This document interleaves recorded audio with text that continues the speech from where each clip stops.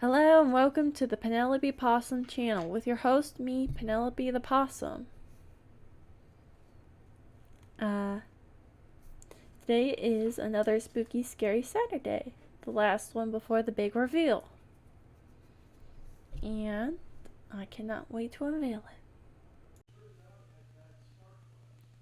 it. I'm really fine.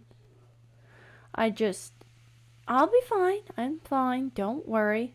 Also, I forgot to hit record up until this point. So, I'm an idiot.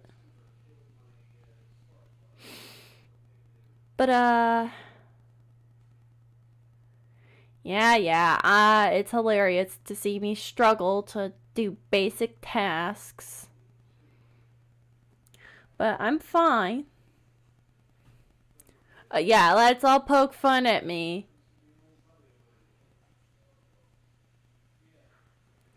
Streaming's not as easy as you think it is. Especially when you're a major space case like I am, alright? I am the world's biggest space cadet here, alright?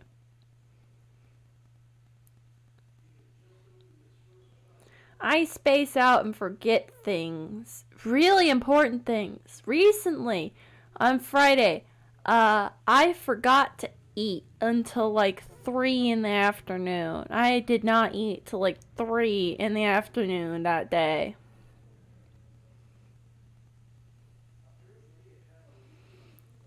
Plus, there's all the setup and everything else, but it does not matter. I hope you guys are ready for the big reveal next Saturday.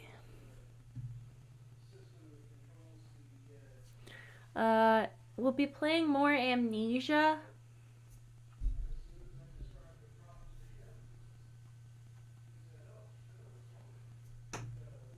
But before we play the Amnesia, we'll do the big reveal of the thing.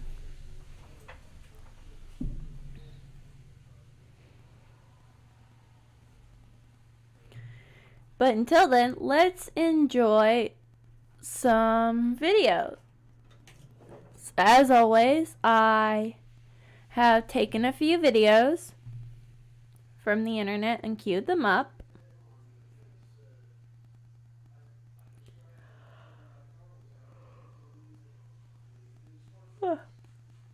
But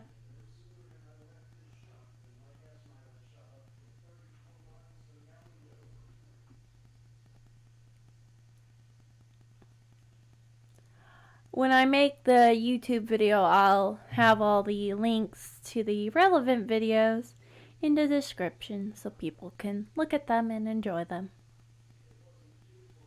And of course, I'll link all the creators so that we can go to their channels and subscribe to them because they make the good videos and I don't.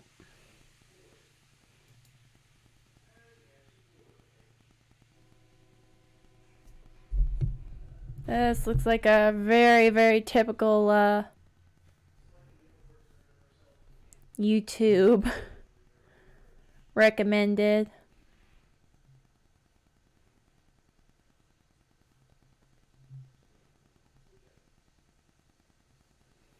From Disney stuff to energy drinks, Mr. Beast, people being idiots. It's just very normal.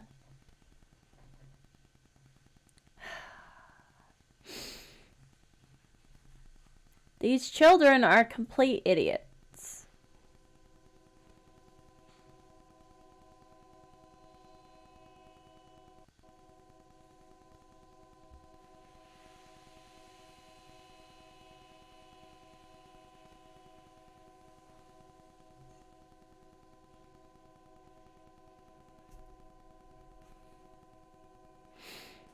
But then again, I didn't know you had tortoises, Retro.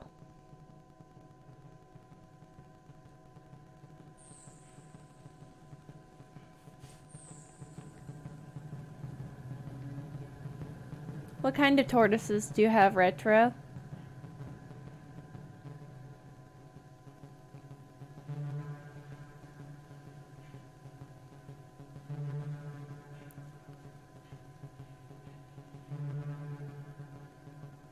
Oh, this is creepy. Oh, no. It's getting worse.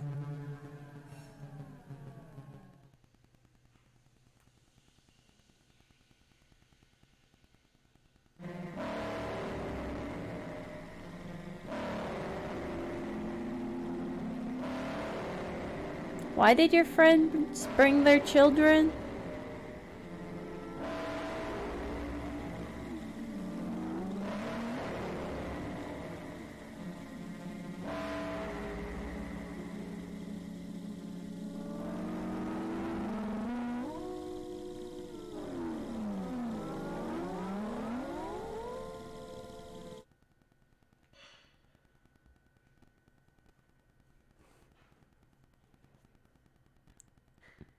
Retro, I have so many. You don't know what kind of tortoises you have, or you don't know why your friends brought their kids?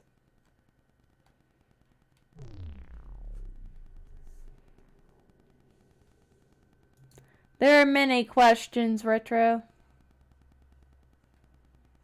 They didn't tell you about why they brought their kids?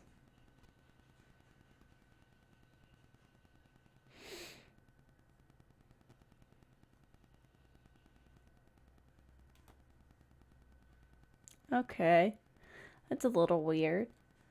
And about the tortoise question, do you know what kind of tortoises they are? Because I used to have tortoise. Well, I didn't have tortoises personally, but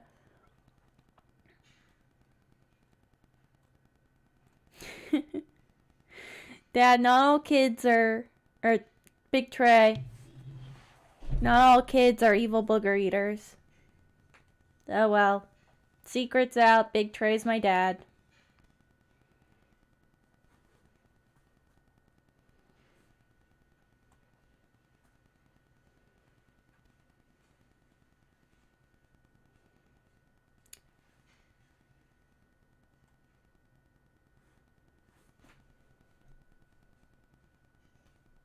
Years since that day.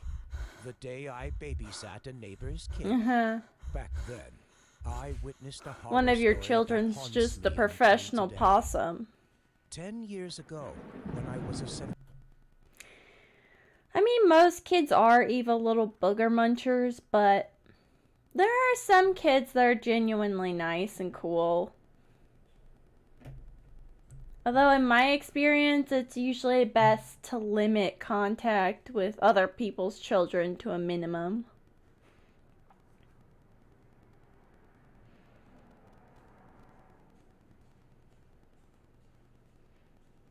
To me, kids are kind of like, and don't take this in the wrong context.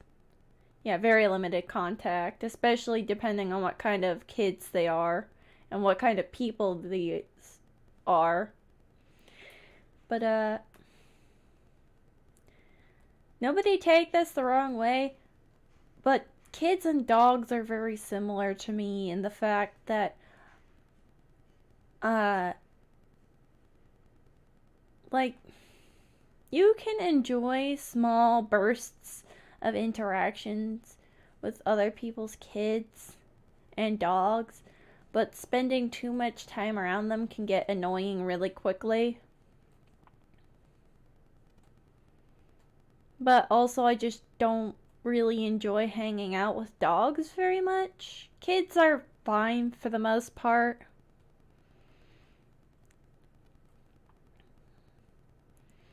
But I'm probably biased on the kids thing because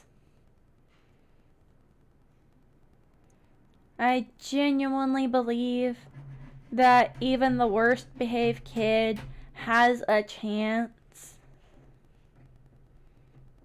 Like, if you just get them the right help they need and the right kind of attention and discipline, any child can be something great.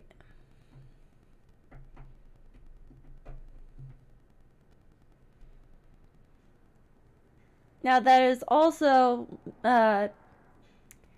due to the fact that I have had very, very short interactions with most kids. And a lot of them are really young, like baby young, or are, you know, old enough to be aware of the fact that their actions can affect other people negatively so they don't do too much bad. I'm sure I've had interactions with kids in the intermediary years between those two, but I cannot remember them.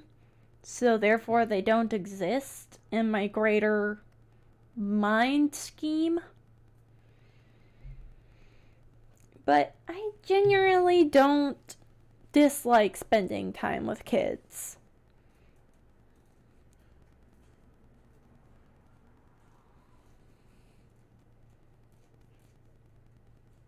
Oh wow, that's impressive. Those fish are hard to keep alive.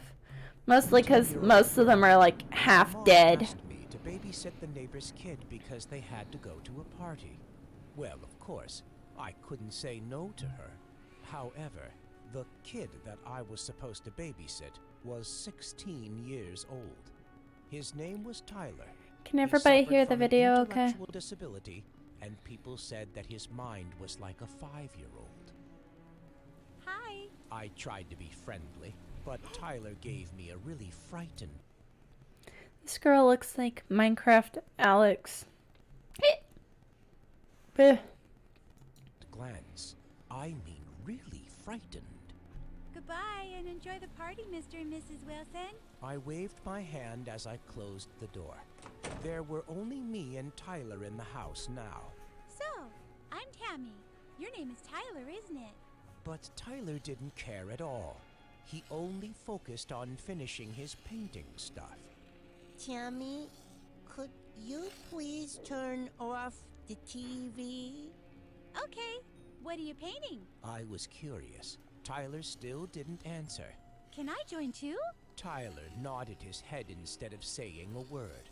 So we were both coloring and painting our own works of art. Are you hungry? I asked. Fish can actually live a pretty impressive amount of time given the... To eat. Up to you. Tyler mumbled. So I went to the kitchen and prepared some sandwiches which were Tyler's favorite. When I came back, Tyler Oh, was no he longer twitching. painting his picture. He was sitting there and mumbling. Go out? I can't. Mommy won't let me. Can I? Where are you? Really? My babysitter? Tyler? I was a bit freaked out, though. After hearing my voice, he stopped mumbling. Here, your sandwiches. Tyler ran to the kitchen before touching the food. I guessed he was getting his favorite orange juice. At that moment, I had a closer look at the picture on the table. Of the kid? Yeah, he kind of looks like Tweedledee or Tweedledum.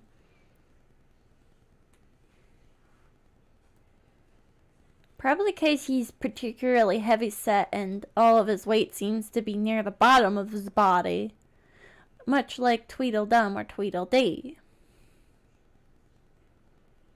I don't remember which one was which. I remember one was supposed to be tall and thin and the other short and fat. Bless you!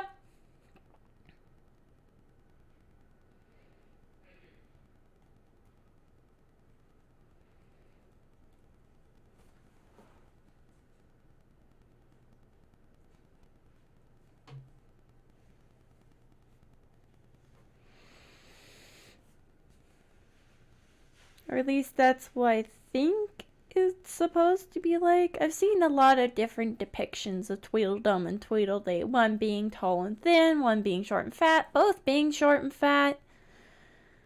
There's just a lot of variations of the material. Also, you never answered my question about what kind of tortoises you have. Guessed it was I want to know what kind of tortoises you There were have. two of them in the same clothes. One looked normal with a smile, and the other, gosh, he had two scary dark eye sockets that gave me goosebumps. You don't know? Well, an easy way to tell is what color they are. First off. Got him when you were 8, alright. Well, take a picture of your tortoise with your phone if you have your phone on you or have a phone on you. And you should probably be able to do a reverse Google image search and be able to find the kind of tortoise you have. I ran quickly to the kitchen. Tyler was standing still, and there was broken glass pieces on the floor. Don't move, Tyler. I rushed to clean the mess. Meanwhile, Tyler was still standing emotionlessly, like he was a mannequin. Tyler! Tyler! I shook his shoulders in panic. I didn't scold or blame Tyler for breaking the glass, as I thought it was a harmless mistake. However, Tyler seemed a little bit different, like he wasn't himself anymore. Tammy, TV, remote. He suddenly turned to me. That was the first time he looked me straight in the eyes, and I'm sorry. Can we go back real quick? Looked me straight in the eyes.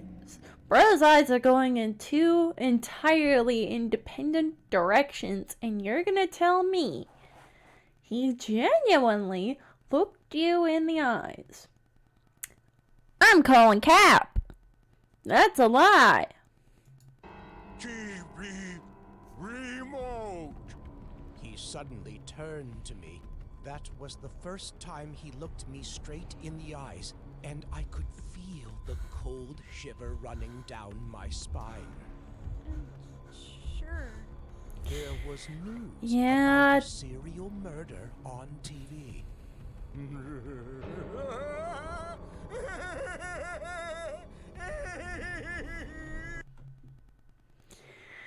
What? Alright, I think Retro's right. This is probably satire.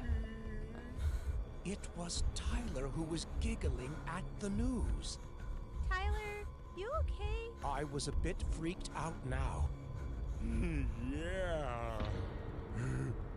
Yeah. He replied without even looking at me. Should I change to a cartoon channel? I reached out to get the remote. He quickly gripped my wrist. If you touch it, I'ma kill you. This kid needs to be institutionalized. He said cold-blooded. I quickly pulled my hand back. There was something strange and If this is dissociative identity disorder, the thing with that is it usually, and I'm not an expert on this, I just have heard a lot of things about it, but it usually stems from some kind of trauma.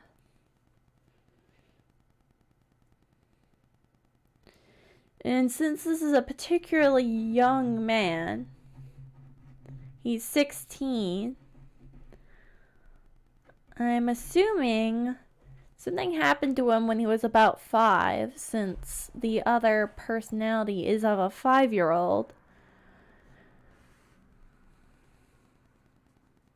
That had made him split into these personalities. If this is actually DID, it might be a case of something else entirely.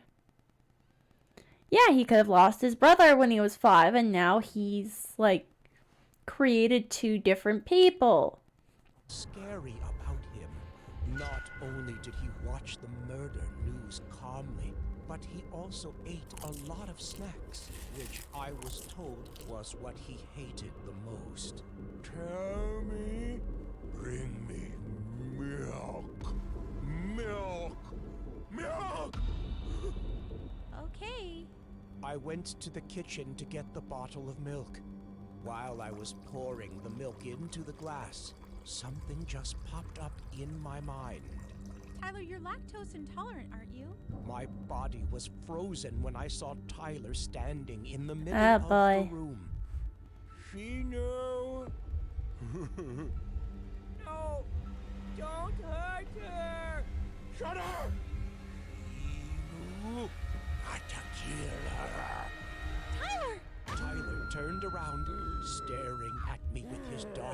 eye sockets. In his hand was a sharp knife. Tyler, where did you get that? I stepped back. Tyler didn't hear my voice anymore. Tyler, drop the knife down. I tried to keep calm. No! No! You have to die! That voice wasn't Tyler's anymore.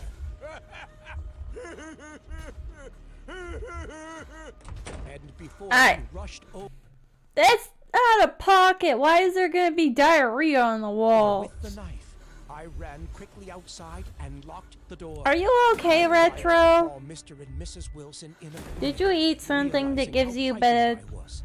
They tummy immediately aches? left the party and called 911. When Tyler's parents came home with the police, Tyler was back to normal. No one believed me, no matter how many times I tried to explain. Even though 10 years have passed now, I still couldn't forget what happened that day. Retro? The day Tyler, the Do neighbor beans kid and that I cheese give you babysat, diarrhea? was replaced by his evil and cruel And chocolate. Does chocolate give you bad diarrhea?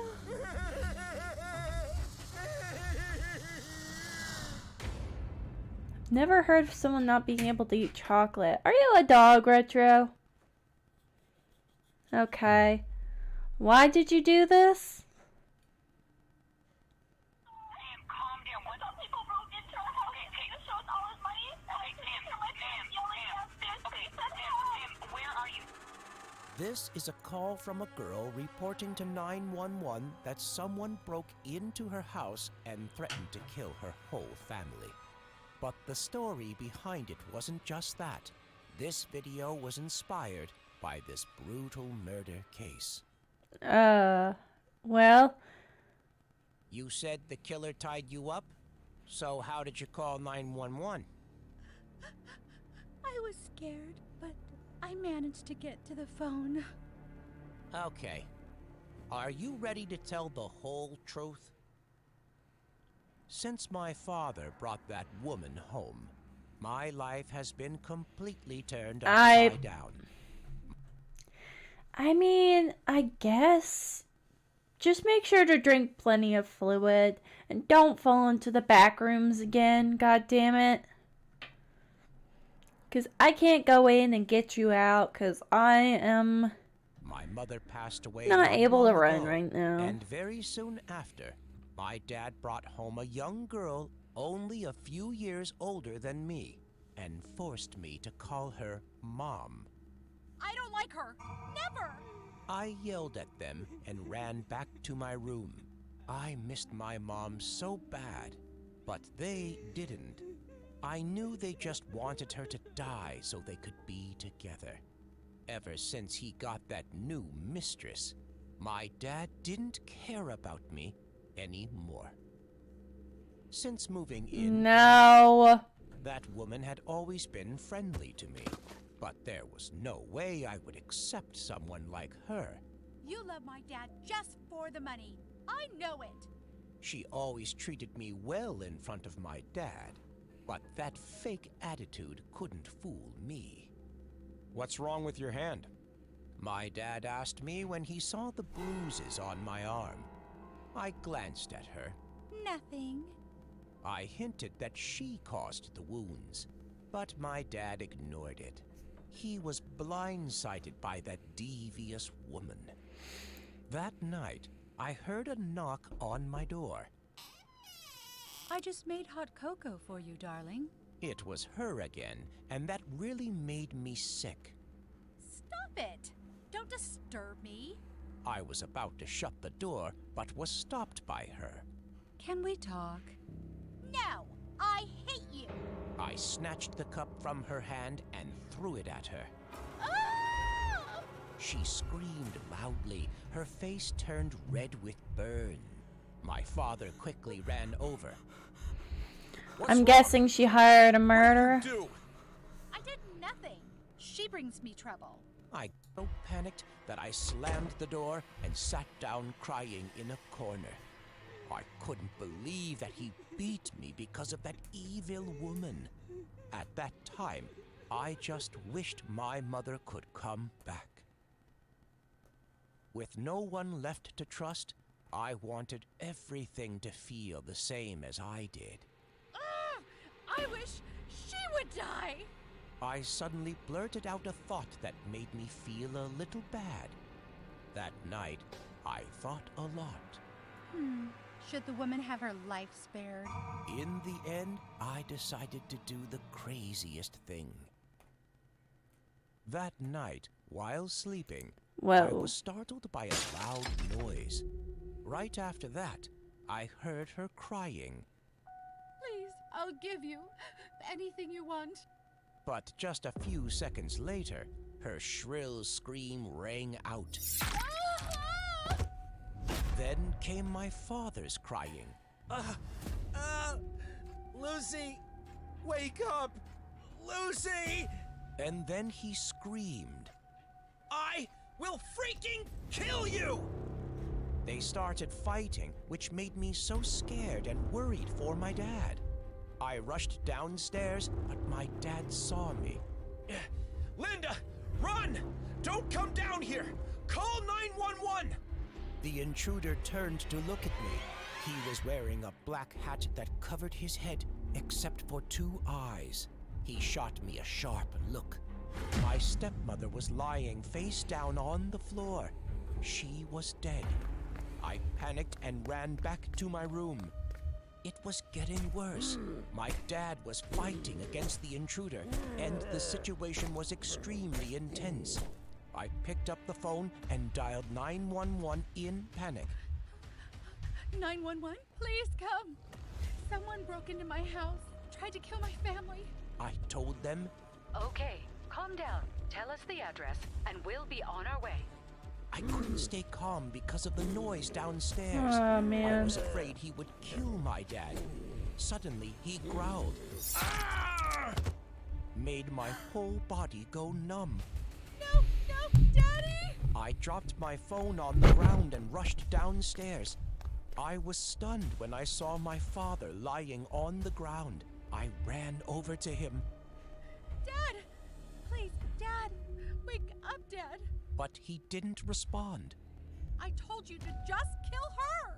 I angrily went over and grabbed his collar. Which we did, but this guy chose his death. He said. I have to tie you up for the next move, right? He coldly grabbed my hand and tied it tightly. At this point, I realized that I was wrong. I cried until my eyes blurred and I fainted. When I woke up the next morning, I found myself in the hospital. The police took my testimony, but I hid the truth that I was the one who hired an assassin to kill my family. Okay, are you ready to tell the whole truth? He broke into my house, but then he killed my parents. I wanted to help them, but I couldn't. Linda, let me tell you the truth. The thief didn't take anything. He just took your parents' lives. No way. Linda, your father is still alive. He heard everything. Well, Wait, didn't they say this was based off of what actually happened? Alright, so I don't really understand what her logic was. Why did she think that this woman was terrible?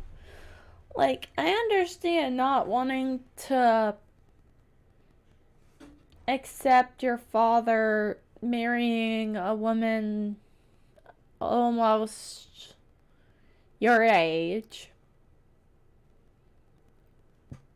Like, that's creepy. But it seems like her stepmom was really nice to her.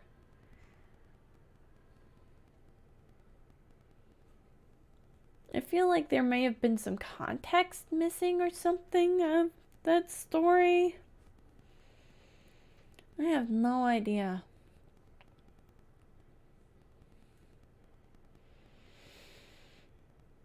I'm confused, but that's not unusual. Yeah, like the bruises. Question. Did... What would you do if your car was broken in the middle of the highway? Well, if you ever face that situation, all you need to do is stay still in the car and wait for the rescue team. Just never make a wrong choice like Emma and Mark. Never. The story began when the couple was on like, their there was way an to enjoy their implication honeymoon. that she might have made the bruises herself and tried to blame them on the lady.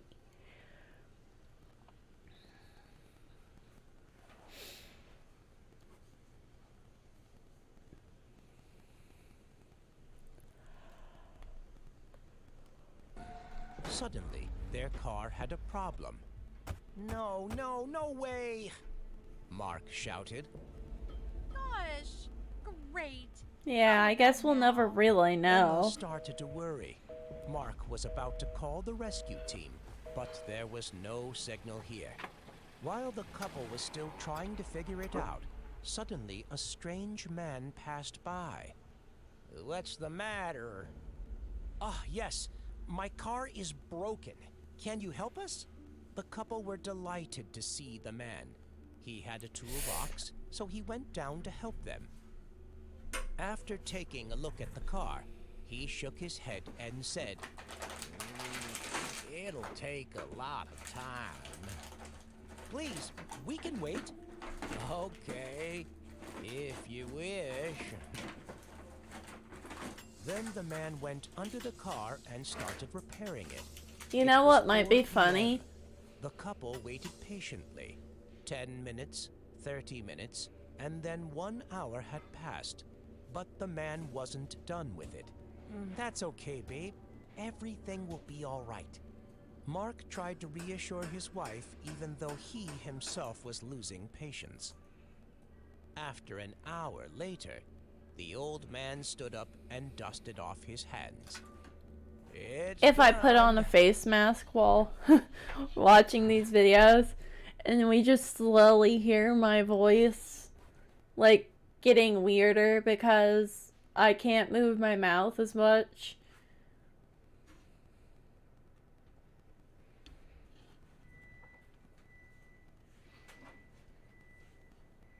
That would be funny. She does look like Coraline. Should I do it? Just for the lulz? Just for the lulz. Alright. We're gonna do it for the lulz.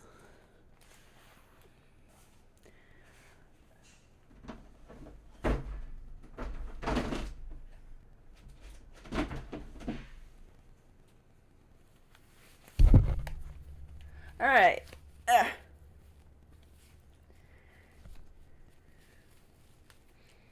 Oh, also, I decided to make some wig stands recently because I have a few wigs.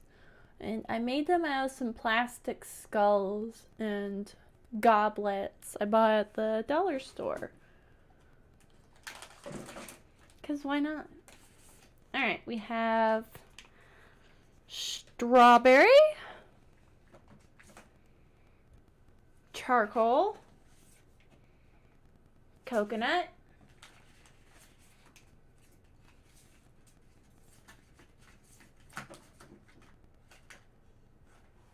and those are our options.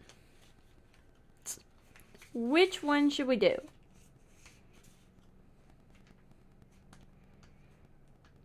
I know the coconut one's white.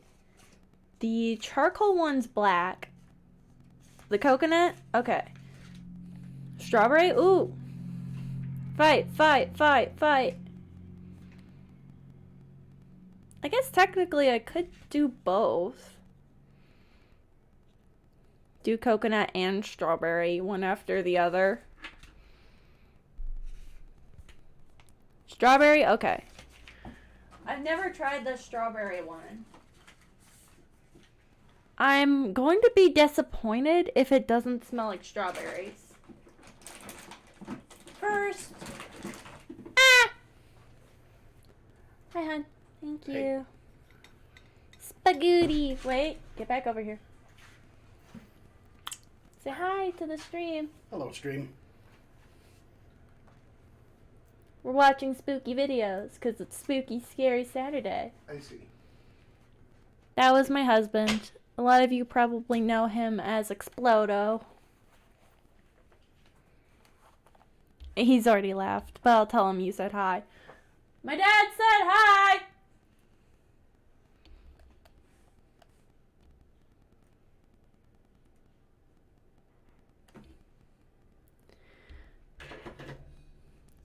So let's keep watching this while I They breathed a sigh quickly of relief. use my... Oh, thank you. Thank you so much. You are indeed our lifesaver. Then they stepped into the car and drove away. But about 1 mile Cleansing from the cream place, to the wash car my face suddenly off real stopped quick. Again, and the engine wouldn't work. What the... Ugh. Mark exasperated. Yes, currently. Here we go again. But I could God adopt damn it. you if you wanted, Now what should we Retro. do? Mark shouted angrily. And then you'd be my Oh family. no, it's getting dark.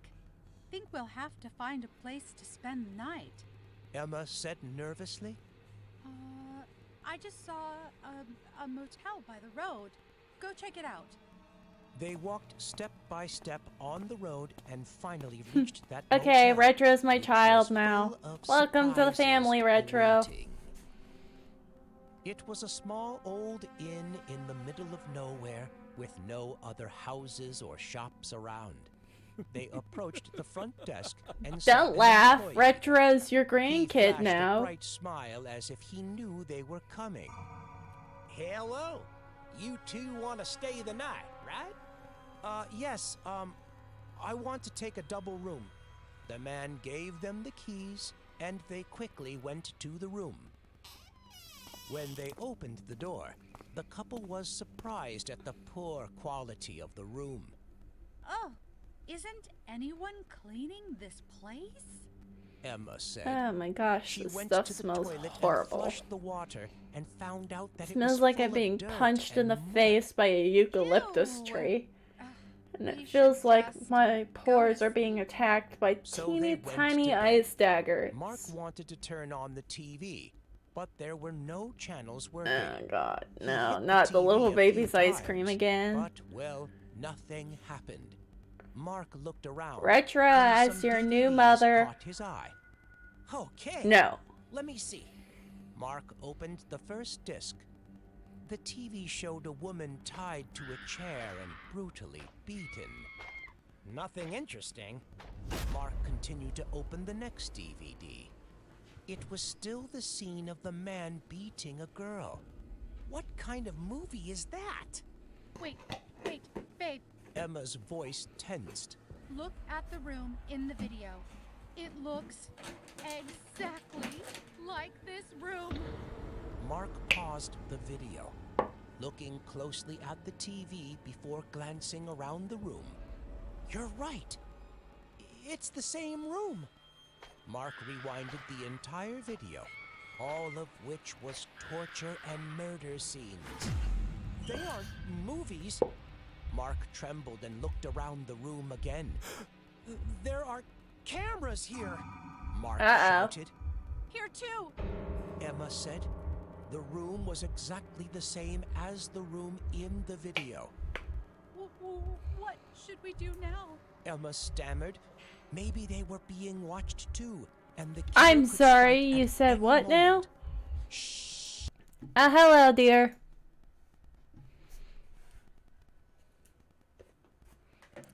We've officially adopted Retro.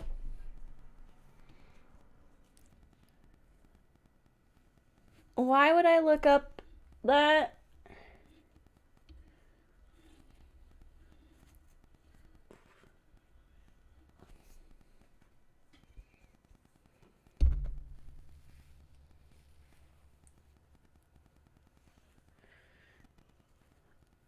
Oh gosh. This better not get me demonetized.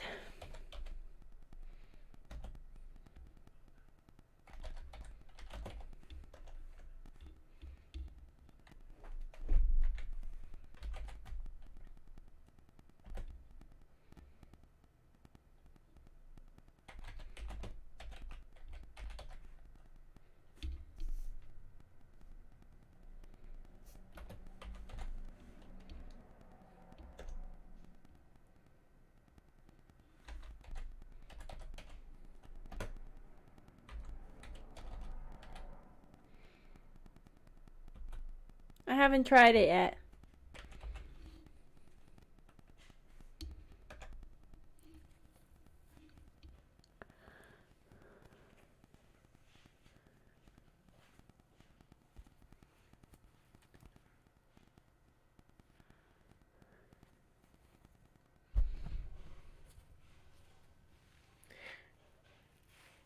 Which one?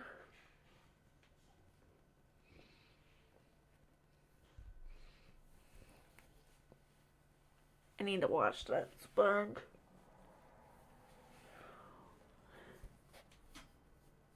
The first one? Okay.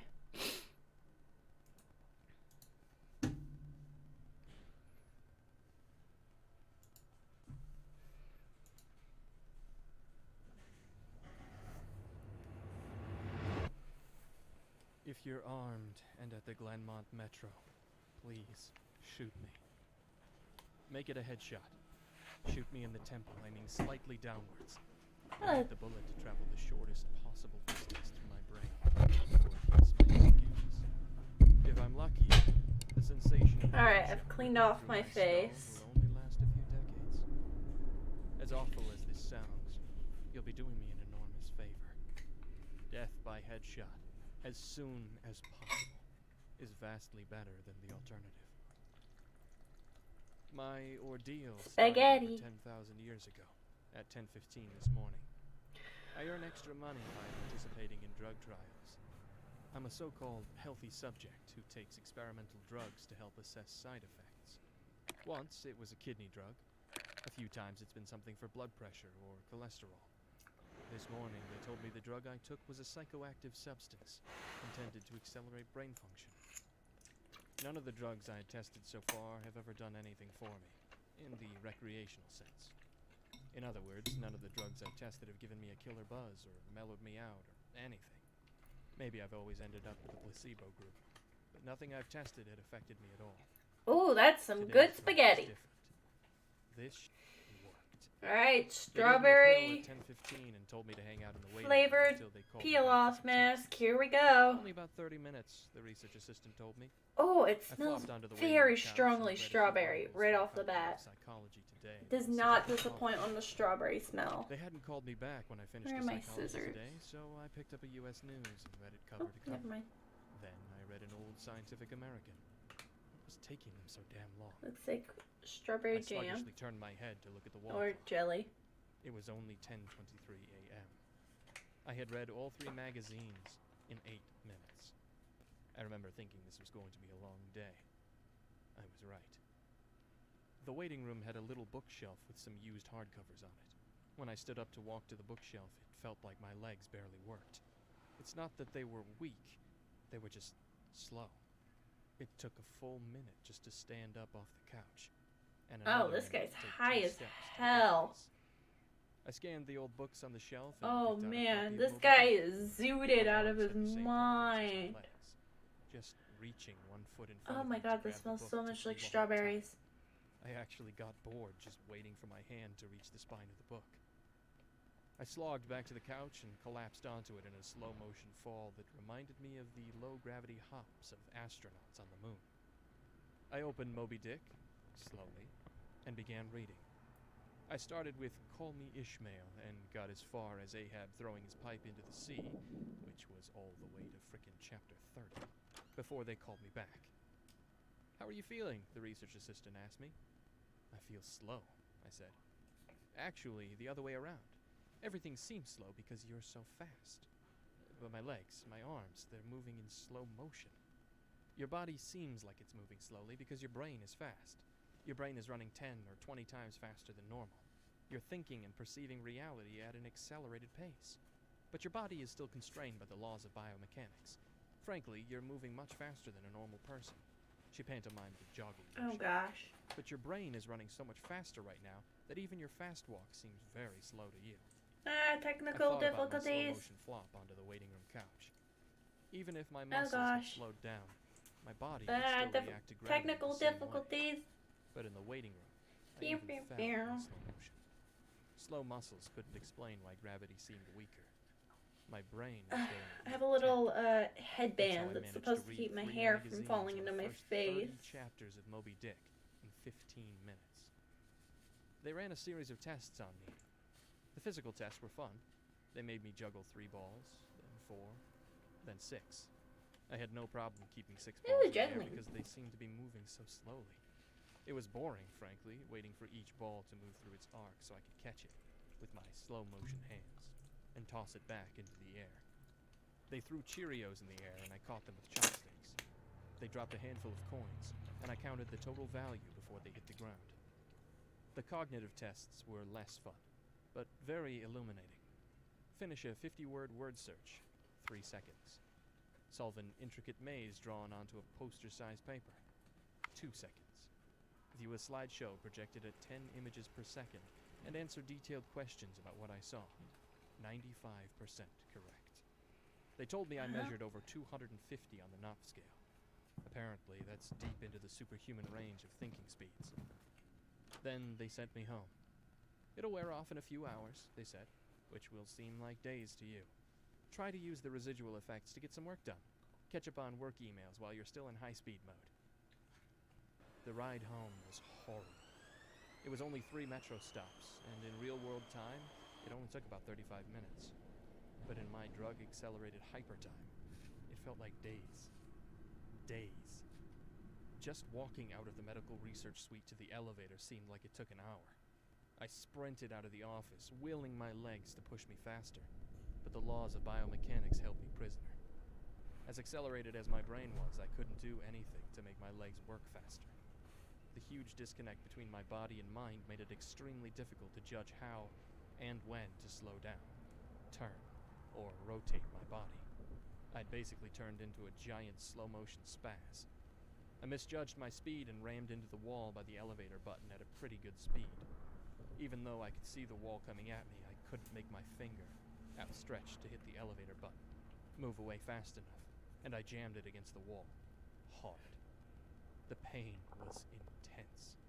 If my brain had been running at regular speed, it probably only would have hurt for 30 seconds or so. Liquidy. But in my accelerated state, this is terrible. pain seemed to last for half an hour. I regret 45 minutes. my decision. The elevator ride was horrible. It felt like I spent 4 or 5 hours just descending 7 floors with nothing to look at but the interior of the elevator car. I sprinted to the metro station. I have to admit, this part was almost fun. Even though my body moved at what seemed to me super slow speed, I could still carefully choose how and where to place my feet, swing my arms, and turn my torso. It only took a block or 2 to get used to having a brain that ran 24 times faster than my body. Then I basically sprint danced the rest of the way, twisting and juking between people on the sidewalk and dodging moving cars within inches, aka minutes, of clearance. I spent an hour in my time frame, descending into the subway and running to the platform. Endless tedium waiting the 6 minutes for the Red Line train to arrive. Although there was more to look at on the metro platform than inside the elevator, it was still intensely boring. I should have stolen that copy of Moby Dick. The Red Line train roared into the station in slow motion. The normally high-pitched squeal of its brakes was frequency shifted by my high-speed mind to a long, low tone, like a monotone tuba solo. It wasn't just the squealing subway train that was 3 octaves lower than normal. All sound was slowed to the point of near inaudibility. Voices were gone, shifted below the threshold frequency of my hearing. I did manage to hear a screaming baby on my subway car, her shrieks slowed to sound like whale songs. Sharp sounds like car horns and trucks bouncing over potholes were low, muddled roars like distant thunder. Back at the research offices, I could still hear and communicate with the research staff, but now verbal communication with anyone would be impossible. The effects of the drug were still intensifying. I spent what seemed like days on that Red Line. Circuit? Days, listening to the whale song of the screaming baby and the tuba solo of the brakes. Where ordinary voices were frequency shifted out of my audio range, smells didn't seem to be affected. I never became nose blind to the body odor, the stench of the train's brakes, and melange of farts and other smells wafting through the metro car. I finally got back to my apartment, sprinting through my open door and into the front hall at full speed, was like a slow, relaxing drift down a lazy river. I was relieved to be home. At least I had stuff I could do there. I picked up the book I was reading, 100 Years of Solitude, and finished it. Despite turning the pages so quickly that I tore many of them, it seemed like most of the time I spent finishing the book was spent on page turning and not actually reading. 3 minutes had passed since I got home. I tried surfing the internet. My God, it takes a long time for computers to boot these days, but it was too frustratingly slow. Hours, seemingly, to load each new page, and a fraction of a second to read it. 100 articles in my news feed read, and just 3 more minutes done. I dipped into my pile of yet-to-be-read books and finished 2 more. 4 more minutes had passed. I decided to try to sleep off the remaining effects of the drug. Unfortunately, whatever part of my mind is responsible for perception, the part that's been accelerated to heightened speeds by the drug, isn't the same as the part that governs sleep. Despite being awake for what I perceived as days, my physical brain still thought it was 1:25 p.m. It was not ready for sleep. Nevertheless, I tried to sleep. I walked to my bedroom, a slow 45-minute drift through my apartment, and flung myself into bed, lazily falling like a feather onto the mattress. I closed my eyes and lay there for hours and hours. Got 10 all over my minutes of real time hands. before giving up. Sleep would I hope you guys are happy. I was I facing got what was the going to feel like peel days, off face or mask even all over my weeks of being hands and the trapped in a autism was slow-motion taking prison. over. So I took an Ambien. The sensation of the pill and the splash of water I used to swallow it sliding in my throat was sickening. A lump that blocked my breathing, moving like a slug down my esophagus. I read a book. 10 minutes had passed. I read another. 18 minutes since I took the Ambien. I threw the book across the room in disgust at my situation. The book slowly pirouetted and spun through the I'm room so like a leaf upset. falling in a breeze. Get it I off hit of the my wall with a long, hands. faint It is rumble. so The only sticky. sound I'd heard for Yeah. hours, then drifted to the floor like a Also, this football guy's soaking SFM sweat. animation is very The force of gravity fluid. hadn't changed since I took the pill. The laws of physics were the same. It was just my perception of time that had gone wackadoo. This meant I could use the speed things seemed to fall as a way of judging the effects of the drug. Based on how long it took the book to drift to the floor, I estimated the effects of the drug were still intensifying. What? I read a magazine. I turned on the television. Do I want to know clearly saw something, or each do you frame want to of know video like I something? was watching a slideshow. Frustrated, I turned the television off. I read some more. The first 2 books of Churchill's A History of the English-Speaking Peoples. Not exactly a light read. Frankly, I hated it. But given the hours of tedium it would take to go get another book off my shelf, just sitting on the couch and reading Churchill was better. Or at least, less worse. I It know had that, now been 35 sweetheart. minutes since I took the Ambien. I lay down on the couch and closed my eyes. Time passed. I know you eat little baby's I ice inhaled. cream. An hours-long process. Time passed. I exhaled for more hours. Sleep would not come. I needed a new plan. I decided to go back to the offices where they gave me the drug. Maybe they would have something that could counteract its effects, or at least something to knock me out until it wore off.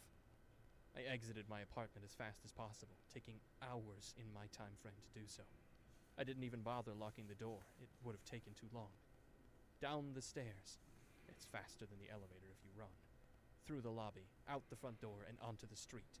Going down the Each few minutes stairs. felt like a long day at the office. I know. It makes Looking your down the skin street, shine? Of dancing course and it weaving between does. pedestrians with what must have looked to them superhuman dexterity. Down the first flight of stairs of the metro, across the landing. Another And you make hour. me so proud Then because onto of the that second flight of retro. stairs.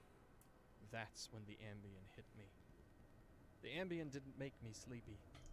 Not at all. Instead, it must have had a severe cross-reaction with the experimental drug I took this morning. I was bounding down the second flight of stairs, moving in slow motion, but still making perceptible progress. Then wham! Everything stopped. the dull roar. Oh, I of can the feel it street starting and to metro firm up on my ceased, upper lip. replaced by the most perfect silence I've ever experienced. My downwards motion seemed to completely freeze. Before the ambient kicked in, my perception of time was maybe a few hundred times slower than real time. After the ambient took effect, time moved thousands of times slower. Every second seemed like You're not minutes. supposed to take other Even medications just when you're moving my doing drug eyes to trials, focus by on the one way. point was like an impossibly slow scroll across my visual field. Over the course of the afternoon, I learned how to walk, run, and jump when my mind ran hundreds of times faster than my body. But with another 4 or 5 orders of magnitude of slowdown caused by the ambient, body control was almost impossible. I fell on the stairs. Even though I was all but frozen in mid-step, I think I broke controlling my retro. muscles was impossible. I commanded my foot forwards for hours, then backwards for hours more when it seemed like I would miss the next step. Hours attempting to adjust the angle of my ankle, then readjusting when it felt wrong. Despite these efforts, I rolled my ankle on the next step. The pain wasn't at all mitigated by the slowness. Hours of increasing strain on my bent ankle. The nerve signals that sent pain into the brain must work differently than the nerves in my ear. Sonic energy was spread out over time, diluted until it was imperceptible. Pain flowed into my brain undiluted by the change in my Amazing. perception of time. I eat spaghetti now. Hours and Just for now. hours of increasing weight on my turned ankle turned into hours of increasing pain upon increasing pain. I pitched forwards, my high-speed mind completely unable to control my low-speed body. I drifted downwards for days, managing to rotate my torso enough to keep my head from impacting the ground first. I eventually landed on my right shoulder. At first, the impact wasn't even noticeable. Then, I felt a slight pressure in my shoulder as it came in contact with the ground. The pressure grew, bringing increasing pain. Oh no, there's a cat outside my room. My shoulder finally gave out, popping out of its socket with an endless, sickening tug. Anyway. I came to a stop days later, crumpled onto the ground, staring at the ceiling. The pain in my shoulder still screaming with the intensity of a fresh, violent injury. I had plenty of time to think during that fall. If every second seemed You like want days another to me, cat? then each minute of real-world time would be like years. Even if the drug cleared out of my system in the next 2 or 3 hours, this nightmare seemed to last centuries. By the time I hit the ground, I had a plan. Did the I'd cat you somehow get to the have, platform and throw did the myself cat, onto the train. or does the cat or I twisted onto my cats hands and you knees, have dazed by my currently dislocated already get shoulder, along? screaming for relief. I misjudged my rotation and rolled onto my back. I tried again, collapsing onto my face as I tried to figure out how to control a body that moved slower than grass grew. Weeks of effort were finally rewarded with success. I stabilized on my hands and knees. If just getting on all fours was this difficult, I figured that walking or running was completely out of the question. So I crawled. I crawled through the metro tunnel. The dumb looks on the faces in the crowd lingered on me for weeks. You got some ice Crawled cream? into the turnstile and onto the escalator. The escalator spilled the rush hour crowd onto Then the it might platform not be at a the good same idea speed to the get glacier another spills cat. ice into the Oh, sea. my face I starting to looked out over the crowded stiffen up a platform bit. through my interminable having down some window. difficulty The talking. train status sign said the next train wouldn't arrive for 20 minutes. 20 minutes was like a year to me. I'd have to spend a year on the metro platform. Yes, it's very waiting delicious. to die. I crawled My off the escalator. entire And senses during are days of assaulted by stupid strawberry expressions on the smell. commuters' faces, I crawled a few feet to a concrete bench and curled up next to it, trying to find a position to lessen the pain in my shoulder. Then my problem with time got worse. Impossibly worse. The massive slowdown on the stairs was just the beginning of the interaction between the experimental drug and the ambient. It fully hit me while I was curled up by the bench. I blinked. Years of darkness followed. Sound was already gone, and with my blink, sight was gone as well. All that existed was the pain from my fall. My hyper-accelerated mind wasted no time compensating for the lack of sensory input. Voices spoke to me. They sung to me in languages that never existed. Patterns and faces and colors came and went in my mind's eye. I recalled my whole life and imagined living another. I forgot English. I settled into a profound despair. I spoke to God. I became God. I imagined a new universe and brought it to life with my thoughts. Then I did it all again and again. My eyes opened with geologic slowness. A faint glow. Weeks. A slit of light. Weeks. A narrow view of the metro platform. Ankles of the commuters near me, and an advertisement on the opposite wall. I extracted my phone from my pocket, a project that spanned decades. How can I even explain the boredom? The pain in my shoulder is nothing compared to the boredom. Every thought I can think of, I have thought hundreds of times already. The view of ankles and advertisements never changes. Never. The boredom is so intense, it's tangible, like a solid object of metal and stone wedged into my skull. Oh god. That was unexpected.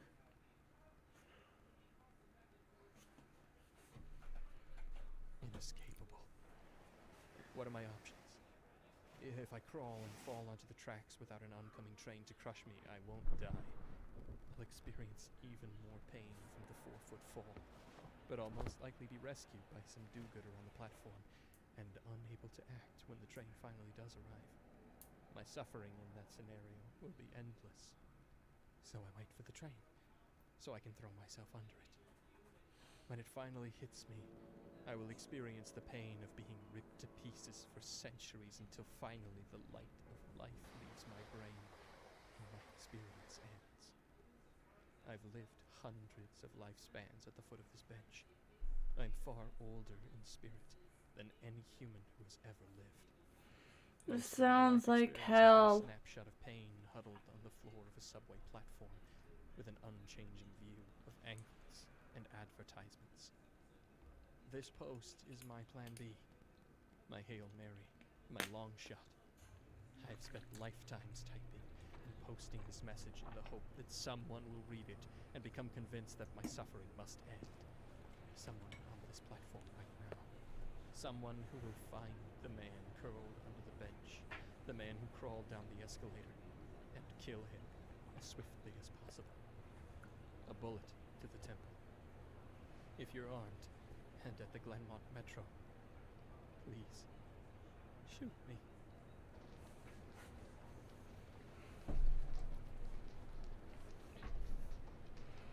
Seriously, the whole part of becoming God sounds like it would have been so entertaining to read.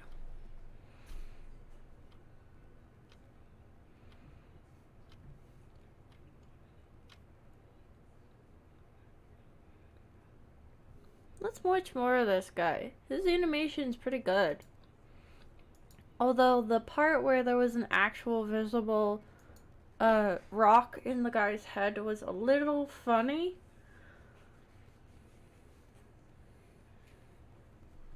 It's pretty good.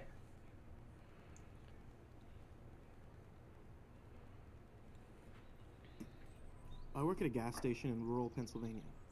It's a boring job, but it's pretty easy and it pays all right. A few weeks ago, this new guy started. I call him Jeremy. Oh. Jeremy's weird.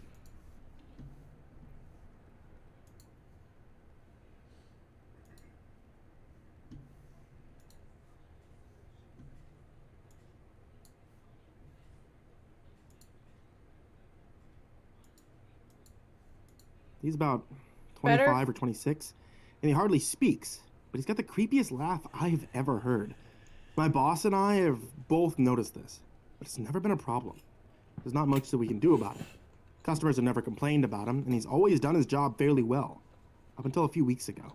Anyway, that's when things started going missing. Employee theft can be a problem at any business that sells consumer goods, and there's only one person working at a time at this gas station. It's a pretty small place. About 2 weeks ago, my boss started noticing that we were short on motor oil. At first, it was a few containers at a time. Then, entire shelves and boxes from the back room. Pretty soon, entire shipments would be gone the day after we got them. and it would always be right after Jeremy's shifts. My boss has checked the security camera tapes from every single night that he worked, but he could never catch him in the act. Jeremy would lock up at closing, then the motor oil would be gone the next day. My boss usually takes the tapes home with him to try to catch Jeremy stealing. But his daughter had a softball game last night, so he asked me to watch the tapes for him. He offered to pay me overtime, under the table. So obviously, I took the offer. There are 3 cameras, so he gave me 3 different tapes You're not to check. supposed to pay people under the table. My fucking god. It's getting really hard to talk. It feels like all the skin on my face is being pulled tight. Has anyone here watched Doctor Who? I feel like that one lady who's the last pure human. You ever watched the episode where they were in the future and this lady was the last purebred human alive, but she was just a panel of flesh stretched across. Yes, I feel like that right now. Except my senses are being horribly assaulted by strawberries at the same time. It's quite an odd experience to be eating Italian food and also smelling like I've just stuck my face into a giant pot of strawberry jam. I sound like a complete idiot right now, and I probably look like one. I figured it would be a long night, but I'm trying to save up for vacation, so I really needed the money. I took the tapes home, popped them in an old VCR, and sat back. 2 days ago, the last time he worked. Jeremy started at 4 p.m. Everything seemed pretty normal at first. He counted up his drawer, switched off with a girl who had worked before him, and waited for a customer. The first person who came in was Mrs. Templeton. The timestamp on the video read 4:03. It was regular. So she picked up her cigarettes and a newspaper and paid with a 20. Nothing unusual here. Next customer was some local guy named Ron. He drives a motorcycle, usually comes in every few days. He filled up his tank. Got a big bag of beef jerky, paid with his credit card, and left. Next was some guy with a cowboy hat. I'd never seen him before. We get plenty of strangers passing through. It's like any gas station. He got $40 worth of diesel fuel, paid with a $100 bill, went on his way. I sat back and I sighed. The only thing more boring than doing this job is watching someone else do it. My boss's offer was enough to keep me watching, though. So I left the tape on. Everything seemed pretty normal. I had a feeling that if Jeremy were stealing motor oil, he knew we were suspicious of him by now. I didn't expect him to be dumb enough to let us catch him on camera. Things stayed boring and routine until about 5 o'clock. At 5:03, Mrs. Templeton came back in. She must have forgot something, but she didn't. She bought the same pack of cigarettes as before, the same newspaper. She paid with another 20. That's odd, I thought, but then again, she's a little absent-minded. I thought Jeremy should have told her, since she already got her smokes, but it's not against the rules to sell somebody the same thing twice. Yeah. And that's when Ron came in again. He bought another tank of gas for his motorcycle again. I later checked the outdoor camera because I thought maybe he had another car he wanted to fill up. And the same pack of beef jerky. He paid with his credit card again. No big deal. I figured this was just a weird coincidence. Mrs. Templeton is forgetful. Ron probably owns more than one Harley. And that's when the guy in the cowboy hat came back in. I felt a chill run down my spine. Don't get Diesel. Don't get Diesel. I found myself whispering into my empty living room. But he did. He got $40 worth of diesel fuel, and he paid with another $100 bill. That's suspicious. Every move he made was identical to his first visit, right down to the way that he scratched his nose before he walked out. Either the guy is rich and he owns a lot of trucks and just moved into town, or something really bizarre was happening. I kept watching. Every customer for the next hour was the same as before. Every single one. I was seriously freaked out, and then at 6:03, Mrs. Templeton walked back in. She bought her cigarettes and newspaper again and paid with the 20 again. I thought I was going to lose it. I only watched another half hour before I started fast-forwarding through the rest. It was all the same. Every customer would come in at the exact same time, exactly 1 hour apart. Now, I know what you're thinking, okay? That sneaky Jeremy had messed with the tapes. He had run a loop of his first hour of business over and over. That wasn't the case. There are windows around the cash register area that the camera covers, and I watched the sunlight fade as the time ran on. Jeremy's routine didn't loop over. He swept, mopped, restocked, and did all his duties exactly how you would expect. What you say? But the same customers kept coming in. I was panicked at this point.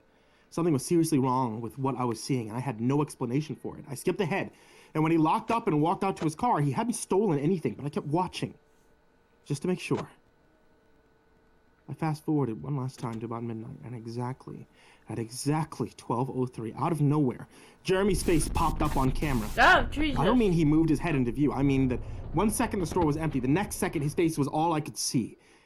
He wasn't looking at the camera. He was looking at me. I was sure of it. I screamed, and I fumbled for the remote, but by the time I grabbed it, he was gone. Just as soon as he had left. One frame he was there, next he wasn't. My hands were shaking like crazy, but I popped in another tape. The other indoor camera shows the back area, by the cash register, and I'd be able to see how he got up to put his face in the camera like that. I skipped ahead to 12:03, but there was nothing. I would have been able to see him standing on a chair or something on this tape, but he wasn't there.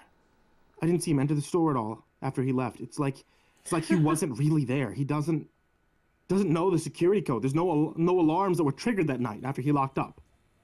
What I did see, however, was that at 12:03, the motor oil vanished off the shelf, all of it.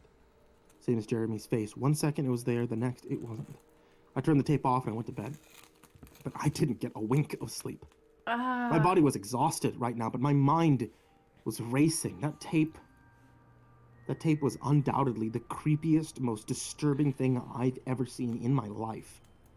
I work in a few hours. My boss asked me to bring the tapes back in and let him know what I found. But really, what the hell am I going to say?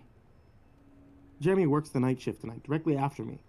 Plan is for my boss to come in just before I leave and confront him with me, and I'm supposed to be the one who caught him stealing. I have no idea what I'm going to do.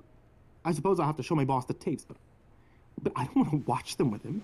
I never want to see anything like that again. I can't get the image of Jeremy just smiling directly into the camera out of my mind.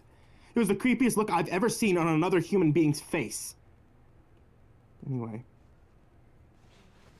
I'll try again to get some last-minute sleep before I have to go in and deal with this. I'll let you guys know what happened. Update, 2:49 p.m.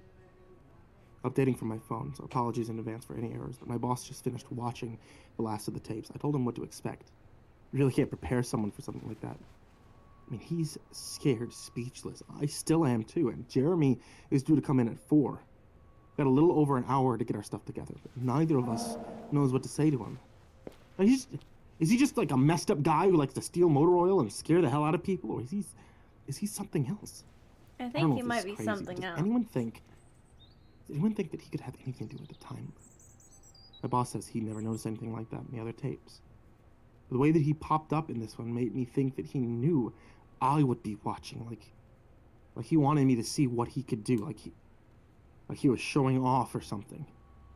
The way he smiled into the camera was like a little kid showing you a sandcastle they just built or something. I don't know. Probably sound crazy. I sure feel that part. I'm gonna talk to my boss some more. We have to calm ourselves down and figure out how to handle this. I'll update again tonight, but I have a really bad feeling about how this is going to play out. Same here. Update, 4:33 p.m. There's no sign of Jeremy. I tried calling him, but his phone has been disconnected. We're calling the police. Update, 5:33 p.m. No sign of Jeremy. Tried calling him, but his phone has been disconnected. We're calling the police. Uh-oh. Update, 6:33 p.m. No sign of Jeremy. Tried calling him, but his phone has been disconnected. We're calling the police. Update, 7:33 p.m. No sign of Jeremy. Tried calling him, but his phone has been disconnected. We're calling the police. Update, 8:33 p.m. No sign of Jeremy. Tried calling him, but his phone has been disconnected. We're calling the police. Don't worry, it's just a face mask. Update, 10:58 p.m. I saw red on your face. Oh my God! Oh my god, I just got home. I saw my previous updates. Things make less sense now than ever. Okay, here's what I can tell you. Okay, I went to work. Jeremy never showed up. My boss and I decided to call the police. As you're Do well not. aware. Okay, when I picked up the phone to call though, the sun went out. I'm not making that up. Okay, that's what I thought happened. Apparently, I blacked out for exactly 5 hours because when I looked at the clock, it was 9:33. I think I got stuck in Jeremy's time loop, and then I snapped out of it at the exact point I blacked out. If that makes any sense. But that's where things got really weird. Okay, my boss was right next to me when I blacked out, ready to corroborate my story to the cops. And when I came to, the phone was in my hand, but it was dead. Not even dial tone. My boss was still right there, but he wasn't moving. He was standing up, but he was frozen. And I looked at the clock, and it wasn't moving. And the second hand was stuck on the 12. It was 9:33 exactly. The clock on the counter, the computer screen, wasn't moving either. My phone was frozen. There was even a customer at the register waiting for my boss to get him cigarettes, and that would have been his 5th pack of the day. So I got the hell out of there. I didn't lock up. I didn't turn the lights out, and I'm sorry, guys. I didn't grab the security tapes to upload to the internet. Believe me, that was the last thing that was on my mind. The gas station is on a major highway, and cars are parked all along, except they weren't parked. Okay, they were frozen. The people inside were sitting still as wax statues. I got in my car, I prayed that it would start, and thankfully it did. And about halfway home, time started up again. The static from the radio turned into music, like it was supposed to be. And from what I could tell by listening to the host talk in between songs, no one noticed that the time was frozen or whatever had happened. I was the only one. Oh, I'm sure that Jeremy noticed as well. I have no idea where he is or what he's doing, and I'm hiding in my room. I'm calling the police again in the morning. I don't know if I ever got through them before, but if I did, whether they took me seriously or not, I'm scared for my life at this point. I'll update tomorrow if I can. Final update, 10:33 a.m. So I finally fell asleep last night around 4. I have no idea how I did it. I guess exhaustion finally got the best of me. This morning I woke up to my phone ringing. It was my boss. He'd been calling me since about 6. He woke up when time turned back on last night and immediately called the cops. They came by to see what was wrong. He told them everything. The police around here are all small-time guys. They were more concerned with the missing motor oil than anything. My boss figured that he'd take it. You know, as long as he had their attention. They decided to go look for Jeremy. So we keep all our employee applications on file. And since Jeremy just started working here, his was easy to find. They checked the address on it and they headed over to his house. And you're not going to believe what they found. The address Jeremy listed on his application was an empty lot. Or at least it is now. And there used to be a house there, but it burned down back in 1993. Being a small town, almost everyone remembers that fire. A family of 4 used to live there way back when. Rumor has it that they had an estranged son who they never really talked about. Can't say for sure if that's true. What I can say is true is that after an insurance investigation, the fire was ruled as arson. The entire house was soaked in oil and torched with a Molotov cocktail. The entire family was sleeping when it happened. None of them survived. They never caught the guy who did it. Rumor has it that when they tried to contact the estranged son, no one could find him. Anyway, my boss called and told me this, and I freaked out, and he asked me to come to the gas station. So, what are you, crazy? I said, but he assured me that the cops were there with him. And then he dropped a bomb. The FBI were also in town, and they were going to talk to me one way or another, so I might as well come in. So it was about 7:15, and I wanted to go back to bed, so I figured I wouldn't be able to sleep much more anyway. So I went down. 4 men in suits greeted me, told me to have a seat. We went over everything 2 or 3 times until they got all the details down. I told them about Jeremy, the security tapes last night at work, everything. And finally, after finishing, one of the agents says, "Oh, Christ, we've got another one on our hands." Another one? Then they made me sign a bunch of papers saying I wouldn't tell anybody about what happened. So I can't say much more. I might be breaking the law just by posting this. So I'm home now. I'm not sure what to do with myself. The agent's words when I told him the story are going to haunt me for the rest of my life. Anyway, I've got to go. I've got some errands to run today, and then I have to go into work to pick up some tapes. My boss and I think this new guy, Jeremy, he's a complete creep. He's stealing motor oil and I have to watch the security footage to see if I can catch him doing Oh it. no. I have Not better things to do, but my boss is paying me overtime under the table. I'm trying to save up for vacation, so I could really use the money. Not again. It should be pretty simple. Oil always goes missing right after his shifts. I figure I'll just watch the tapes, catch him in the act, and that'll be that. Not again. No. Bless you.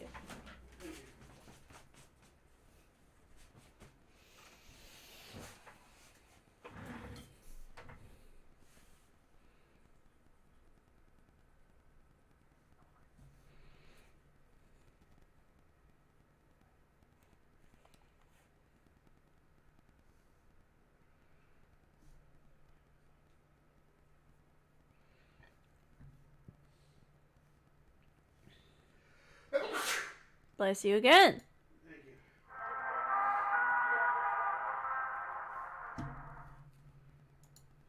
I had just left my mother's house after visiting her on her birthday.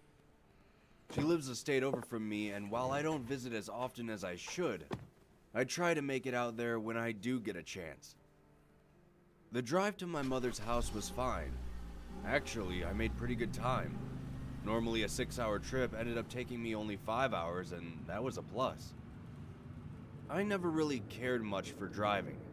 Sure, some people would argue that driving can be cathartic, driving peacefully on an open road.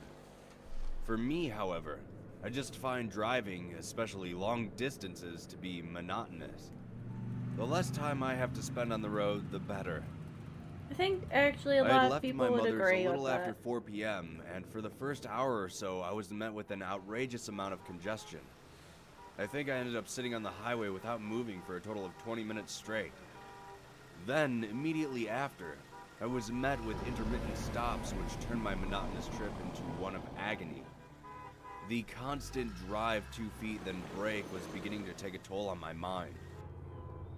After about an hour and a half, my GPS came to life informing me of a severe accident further down the road. Although I wasn't surprised, I was grateful to have something to blame on this bad traffic. As my car crept further down the road, my GPS with her overly chipper voice suggested that I take a detour. At that point, anything was better than sitting in this metaphorical hell. The exit was slowly approaching, and just trying to get to that ramp was torturous. Like having your favorite food placed just out of your reach. Eventually, I made it, and followed a few other cars making a quick exit as well. Bye. My GPS began to plot Make a sure new to route take home good as I care drove of your along the side road. tortoises. Around 10 minutes later, I found myself driving alongside farmland for as far as the eye could see. While I was still a little frustrated at sitting in traffic, being able to drive consistently with a relaxing view did help calm me down a bit. It wasn't long after passing the third cornfield that I noticed that I was now alone on the road. I knew I had been following some cars when I pulled off the highway, but now there were no vehicles in front of or behind me. Even though that was odd, I put it out of my mind as I drove along. A few minutes later, my gas light appeared, and I sighed as this just seemed to add on to my many driving frustrations. I was pulling up to an intersection when I saw a sign for a town to my right. Running out of options, I made my way down the road. When I first pulled into town, I was surprised at how barren it was. There was a small gas station on the edge of town, a post office nearby, and a few residential houses further down the road. Putting the thought to the back of my mind once again, I pulled into the gas station. Doesn't as the look sun like a was town, beginning looks to like a set. village. After Maybe getting out not my even a car, I saw that the village. pump had a "Please pay inside" sign taped to it. So with a huff, I walked over to the gas station itself. When I stepped through the doors, I locked eyes with the man behind the counter. Yeesh, that's dirty. He was an older gentleman with a white beard and a deep blue shirt. I gave him a nod as I walked over to the coolers to grab a water. He didn't return a nod, nor did he make any movements whatsoever. Is It was he late, a I thought. mannequin? Probably the end of his shift. I walked up to the counter and set my water down and asked him to put 20 on the pump outside. He just stared at me for a moment with a grin that seemed forced. After a full minute of silence, I asked him if he was all right. He simply nodded, pressed a few buttons on the register, then returned to his previously motionless demeanor. I asked him how much it was for the water, but the man didn't acknowledge me at all. Feeling too tired to deal with all this, I just set a 20 and a few ones on the counter and headed out to my car. As I was filling up my car, I noticed something even stranger than the gas station clerk. There was a woman standing in the middle of the street. I watched her until my tank was topped off, wondering what the hell she was doing. After I finished, I walked out into the street, taking care to check for oncoming cars. As I approached her, I asked her if she was doing all right. She had the same odd grin as the clerk. She looks insane. I gently placed a hand on her shoulder, and she turned to me. I asked her if she knew that she was standing in the street. To which she replied, "Oh yes, we are happy here." She turned back away from me and continued staring down the road. At this point, I was ready to leave, and not just because my gas tank was full. I got in my car and carefully drove around the woman as she remained motionless. As I drove through the town, more and more things stuck out at me. The post office nearby had 4 people standing outside of its doors. Though I have a friend who works at the post office and they don't stay open very late at all. So either this was a unique post office or those people were waiting to get inside a closed building. I began to pass by the houses next. One house had a man raking his front lawn. Normal enough, although there wasn't a single leaf anywhere to be found. Across the street from him was a house that had a small seesaw in the front yard, with 2 children playing on it. Except, they were both sitting on it evenly, staring at each other, not going up and down. I started to pick up my pace as I wanted more and more to get out of this strange town. But I soon regretted that decision as flashing lights filled my rearview mirror. I groaned as I pulled over to the side of the street. I watched through my mirror as the police officer stepped outside of his vehicle with a large grin plastered across his face. Why are their eyes He slowly all red? walked up to my window and stood there. I had been pulled over before, and one thing I learned is you wait for instructions from the officer. After a few minutes came and went, I rolled down the window and asked if there was a problem. With a relatively happy tone, the officer said, "You have the right to remain silent." I gave him a confused look and asked if I was under arrest, to which he spoke again. "It's illegal to drive a car, sir." If I wasn't already so creeped out by the whole town, I would have thought this was actually quite funny. I told him that I had a license and registration to drive this car. He then leaned down and almost stuck his head inside my car window before saying, "Have a nice day." He then stood back up, walked back to his car, then drove away with his lights still flashing. What the heck? I was at a loss for words. Never in my life had I experienced anything like that before. Taking a moment to compose myself, you I looked watching around and a noticed that all the YouTube people were poop? now Because that staring sounds like at a me. YouTube poop. The man raking his leafless yard. The 2 children. Everyone was staring at my car now. I started to drive away when I was stopped by a sight that made me feel very uneasy. The woman from before. The one that was standing in the middle of the street near the gas station. Well, she was still in the street, but right in front of me now. I had been driving for quite a few minutes, so unless she was a marathon sprinter, there was no way she could have gotten in front of me. I slowly crept closer to her, and like before, carefully maneuvered my car around her. I still had my window down as I passed by slowly. When I was almost halfway, she turned to me. Her eyes were a dark shade of red, and she was no longer smiling. Roll up your In a window, deep, roll up your gravelly window, voice roll up that your obviously window, didn't leave, belong leave, to her. leave, leave. She said, Join us. I have never stomped my foot on the gas pedal that hard before in my life.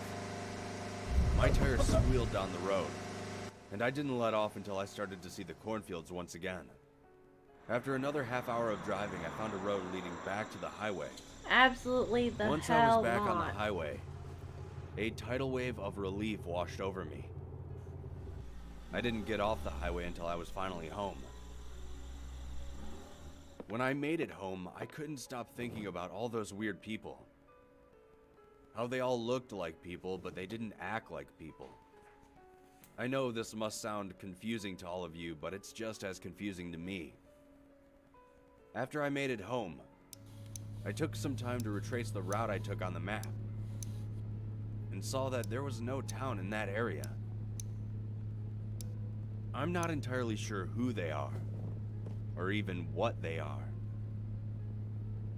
But I think next year, I'll just send my mom a card for her birthday instead.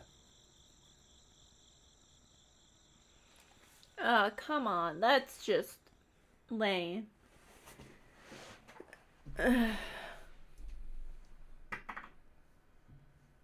Pardon me.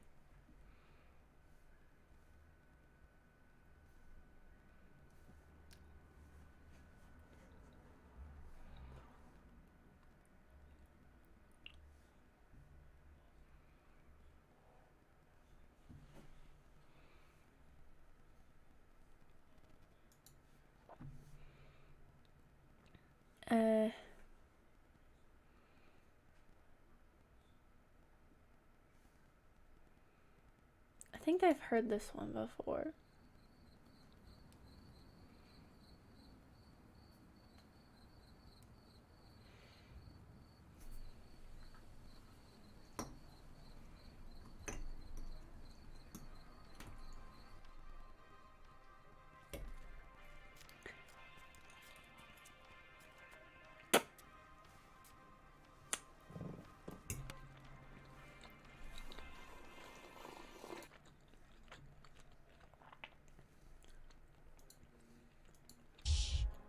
Mark signaled Emma to be quiet and led her on tippy-toe towards the bathroom.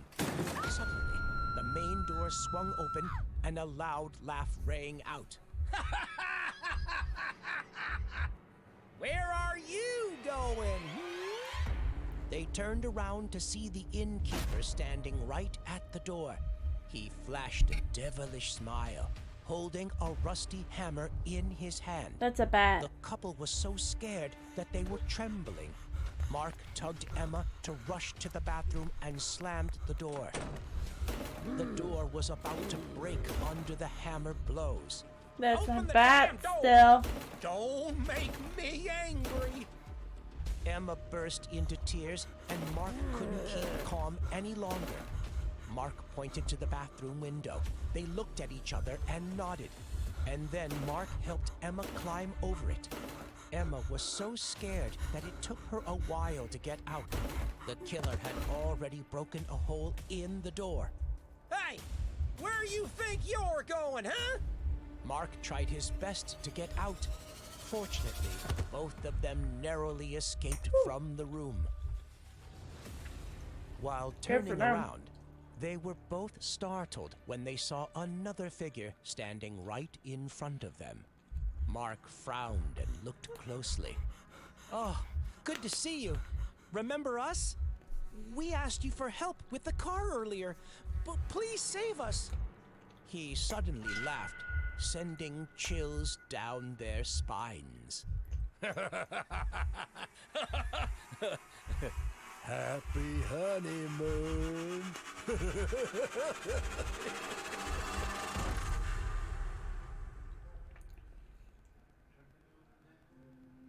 It happened in summer several years ago. That day.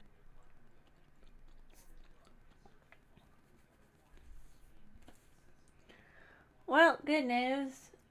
My face is no longer covered in strawberry juice stuff.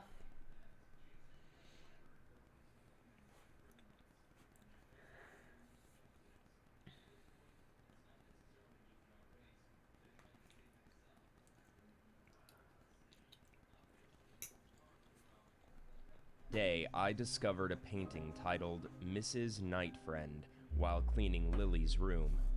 It was about Lily and a woman with extremely scary bloodshot eyes looked, surrounded by red, orange, yellow spots that looked like fire. The problem was that I had never heard of any friends from her before. I asked Lily about her new friend right at dinner.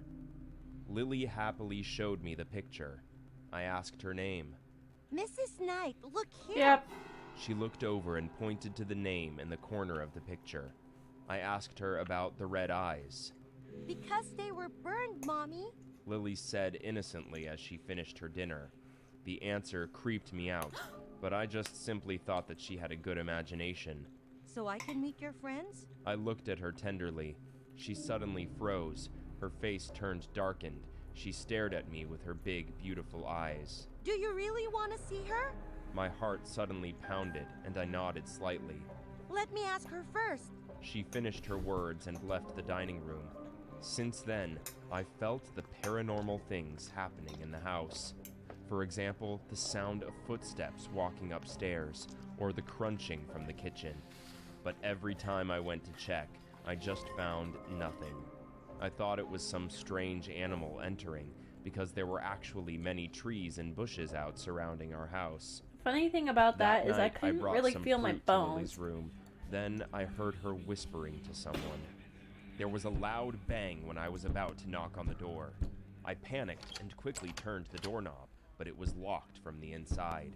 I banged on the door, panicking, calling out, Lily, Lily, what's happening? Open the door!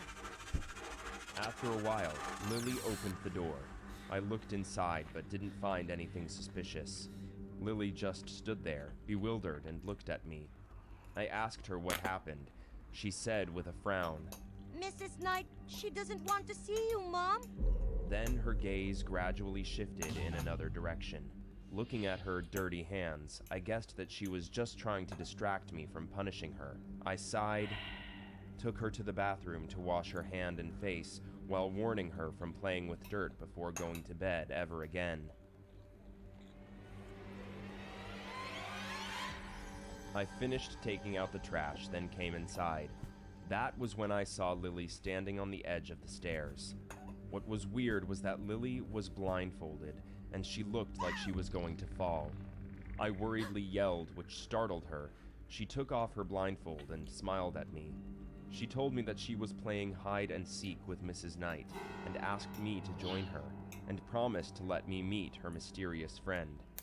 Now we hide, and you seek, okay? She said, handing me the blindfold. I put it on, then counted from 1 to 10. The sound of pounding footsteps faded away. After that, I left my spot, starting to find her. I guessed that she was hiding in the closet, so I went there to find her. I called her name, then I heard applause from her bedroom as a response. I followed the wall, opened the door, and walked in. Boo! I opened the closet, but it was completely silent inside. The sound of clapping by my ears made me jump. My heart suddenly beat so fast. Mommy? Lily called me. I quickly took off my blindfold and ran towards her. Why don't you go find me? She looked at me reproachfully. I thought you were hiding in the closet. I explained. So you found Mrs. Knight? She seemed surprised. I was a little startled, but before I could react, she pulled me and said, This time, Mrs. Knight will find. We must hide carefully. After she finished talking, she giggled, and while counting, she pulled me out of the room. I hid in the kitchen and waited anxiously, but still no one came looking for me. Only the sound of footsteps outside the living room. It was Lily's voiceless scream. I quickly jumped out. The scene in front of my eyes terrified me. A tall person was carrying Lily on her shoulder. I realized it was Mrs. Knight in Lily's picture. My daughter screamed and struggled. I panicked. Without thinking much, I pushed the woman down. Only then did I see her face. I was terrified. Her face was full of crimson scars that huddled together, Especially her eyes were red, and her lips were mixed with the scars, revealing only a wheezing hole. She went crazy, pushed me down to the floor, and rushed to strangle me. Lily stood beside her, begging, but she squeezed even tighter. I struggled and grabbed a hard object on the floor, quickly hitting the woman on her head. When she stepped back, I hugged Lily and ran into the small storage room, locking the door. The woman screamed and banged on the door repeatedly. I was afraid to hug Lily in my arms, trembling to dial 911. The woman couldn't open the door, so she left. Before I could breathe in relief, I smelled gasoline, Oh no. then burning. Smoke began to pour in from the outside. Soon the room was filled with smoke. I tried to hug Lily tightly, hoping she wouldn't breathe in the smoke. I could feel myself fading away. At the same time, I heard police sirens outside. Mrs. Knight was arrested while holding a gas can. Turns out it was a man with a mental illness. He used to be the owner of the house. Mrs. Knight had a 5-year-old child and loved her very much. But after discovering that she wasn't his, but his wife and her lover, he went mad and set the house on fire. The fire killed his wife and daughter and burned his entire face. According to the police, he had been living in our house for a month. I shuddered to discover that it was around the time when we moved in. Then I recalled the memory of the woman, the sparks of fire in Lily's painting, and the name Mrs. Nightfriend. And I suddenly realized that day was the same day when he set the fire a few years ago. Cheeto, you moron.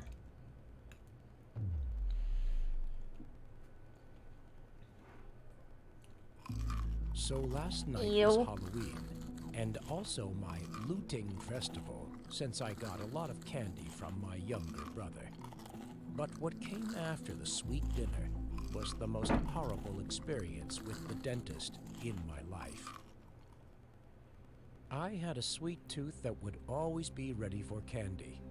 As soon as my brother came back from his trick-or-treat outing, I immediately patted him down for candy.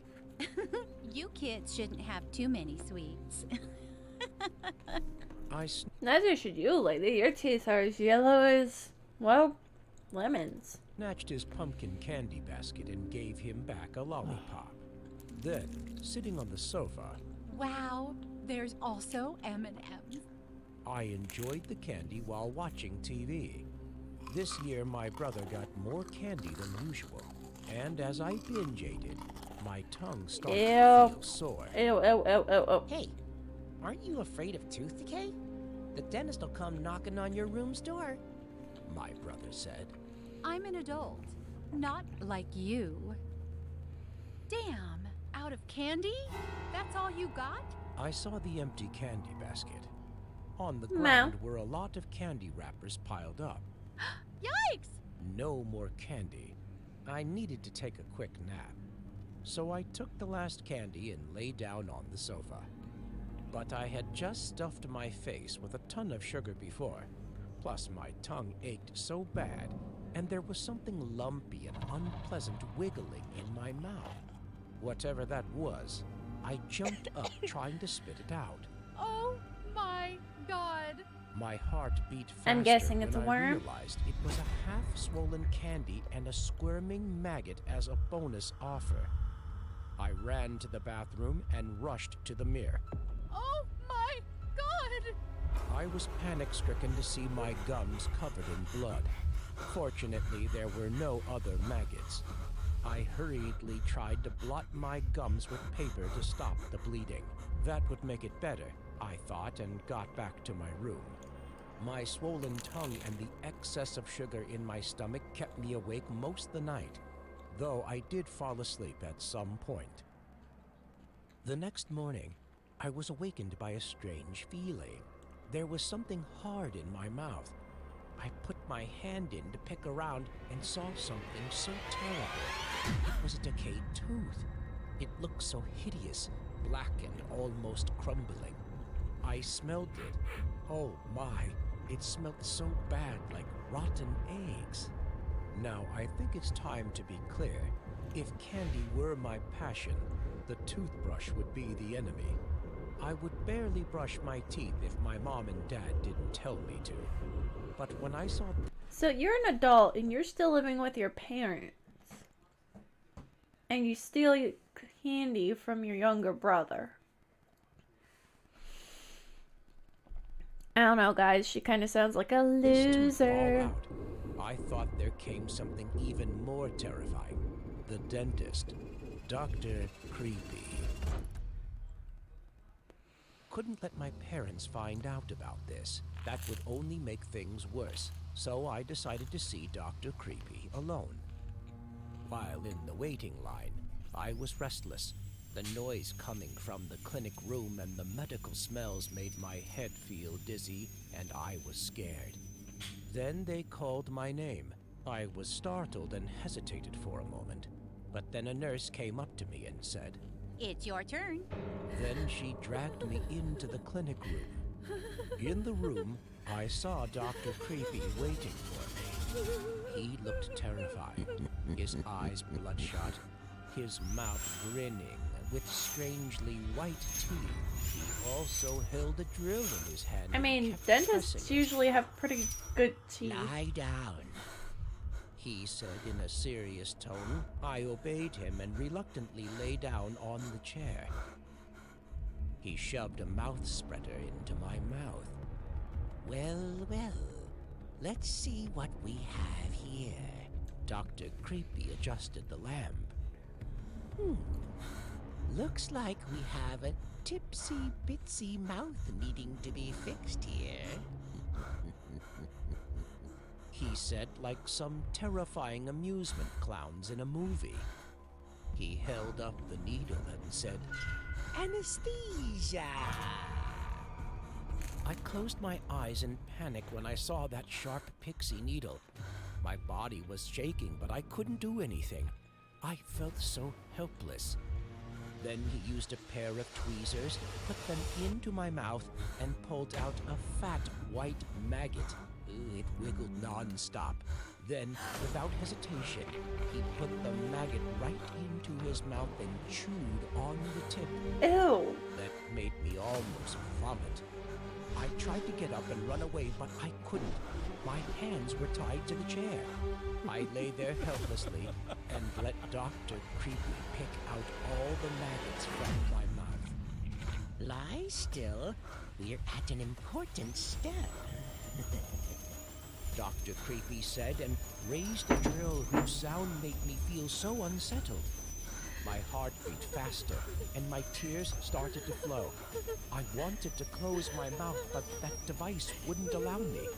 I just kept struggling on the chair for so long before losing consciousness. I was woken up by the dentist. Hey, wake up, it's all done. I sat up and realized it was just a dream. Dr. Creepy said that some of my teeth were decayed and had to be extracted Oh, and thank replaced God. with a few dentures. I thanked him and quickly exited the room. It was just a dream. Yeah, a very realistic dream that I would never ever get out of my mind.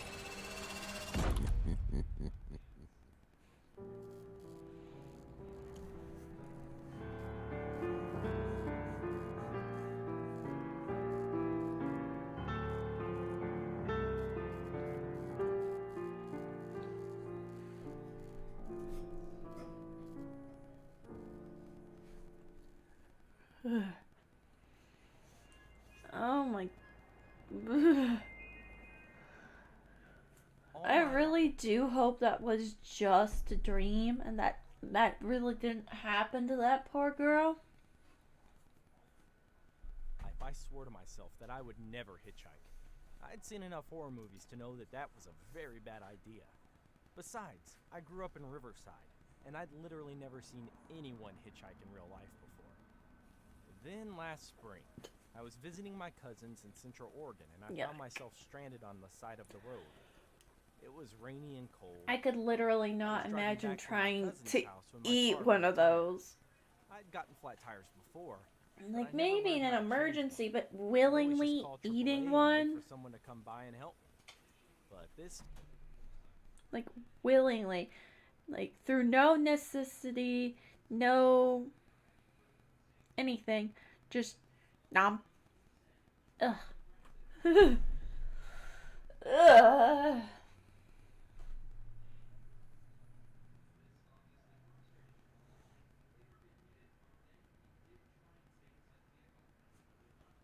I think there's a temple near my lip. middle of nowhere, surrounded by trees and mountains. Who dares? And I couldn't get a signal on my phone. I also didn't have a spare. Aside from a gas station that I'd passed an hour ago, there weren't any buildings around. Just one long stretch of highway through the trees. With no signal and no place to walk to, I went to the side of the road and held out my thumb. I waited for 10 minutes before a car came, but it didn't stop. I was angry, but I also knew that if I were that driver, I'd probably do the same thing. 5 minutes Yeah, sorry man, I'm not looking to get a virus on my computer because which was a new little Nissan. of something like that. Gave me the creeps. It was rusted and missing a window. The back was filled with piles of old wood. I didn't want to catch a ride in that. But if you tell me the title of your horror game and it's on Steam, I might be able to play it and review it. He has his truck. He was wearing a dirty white shirt. Need a ride, ma'am? He asked. My name's Brian. It's I was you. about to lie and say that I was waiting for someone, but he'd I don't already know. seen me with my thumb in the air. Yes, I said. I took a deep breath and got in his truck. I didn't tell him my name. He started the engine and drove. I'm guessing you need a mechanic. Itch.io. Just a place with a phone, I told him. Whatever's close. He told me about a I gas remember. station that was about 15 minutes ahead. He Uh, promised to drop me off, and he even offered to wait with me if I wanted him to. I know, I Despite just... his appearance, the man acted very nice. Too nice. I didn't trust him, but there was nothing I could do about it now. I was already in his truck. King He tried to Nightmares, small talk never with me heard of for a it. bit, going on and on about how lonely it gets on the road. I didn't hear a lot of what he said. I was busy looking at the pile of fast food wrappers. That's nice, but I'm probably not going to. Then I Just saw a bit of personal people picking out the preference. piles of trash. I used my foot to push stuff out of the way, and I found a woman's purse sitting on the floor. Are you married? I'm not really comfortable doing something like this.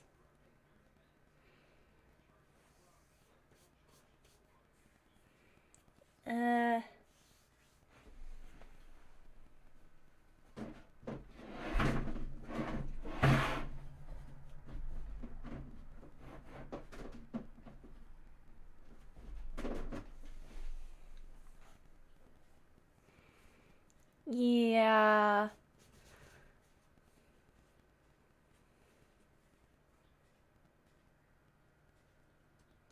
I do not have a Discord.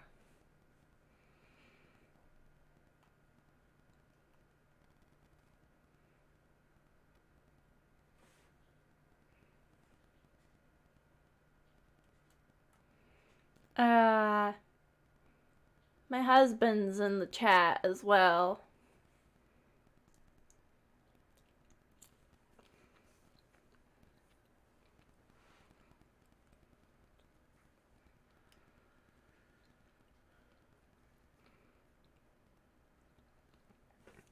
Yeah. I hate to say it, guy, but your handle is a little suspicious.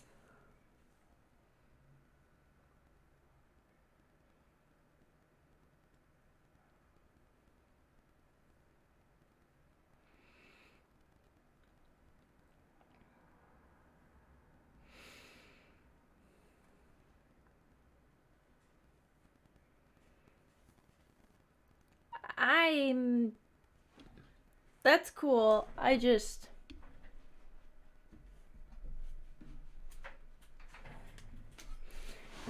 I'm not saying you're lying or anything. I'm just saying,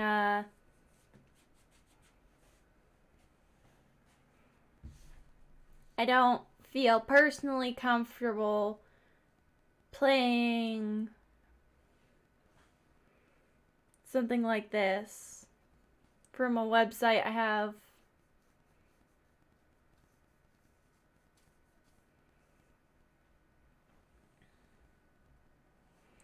Look.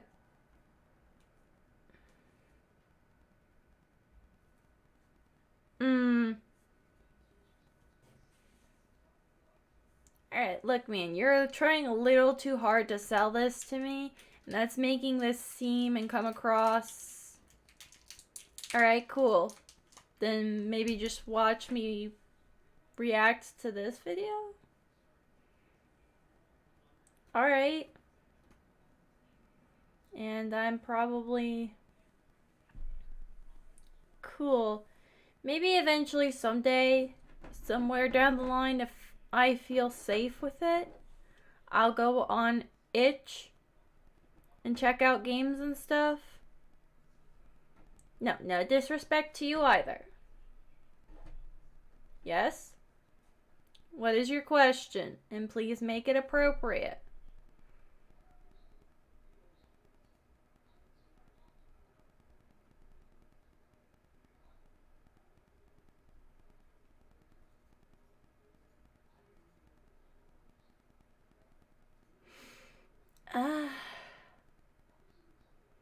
I mean,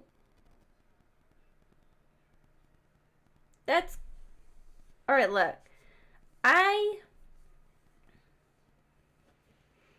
Alright, cool. But there's one other thing. I'm not a popular YouTuber or anything.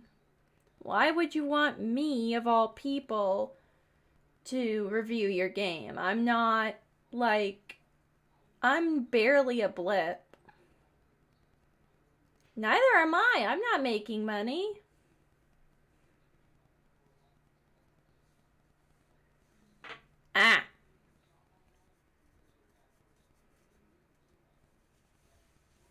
Well, I don't think I'm gonna play it. Sorry. I might play it some other day. Somewhere down the line. But not anytime soon. And I can respect that. It's just there are other games I'm trying to, there's other games I gotta get through before I consider anything else. Like, I'm trying to get through Amnesia. I'm trying to get through, Darkwood. There's other games in my library that I actually need to play through properly. Plus, I'm not exclusively a horror gamer or anything. And I'm not really a gamer at all. I'm actually pretty bad at games. So, someone like me reviewing your game might not be what you want.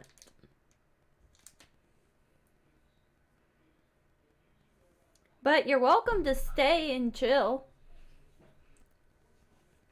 You're welcome to stay and chill and watch the reaction and watch the video. Okay. I asked him. I'm gonna keep eating my garlic bread. He said with a wink. I started to panic. I knew he was lying to me. What was his deal? I imagined that he picked up single women, killed them, and then kept their purses for trophies. Yep. There could have been another explanation, but... Once again, thanks to my wonderful husband for cooking it. I knew I shouldn't do anything to get him mad, but I had to ask. If you're single, whose purse is this? Brian laughed. Oh yeah. Okay. Look at his face.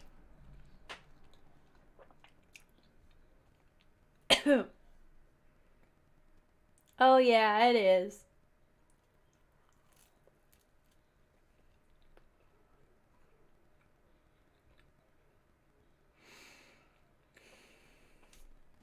That's cool as well, but I have an antivirus thing already. I just...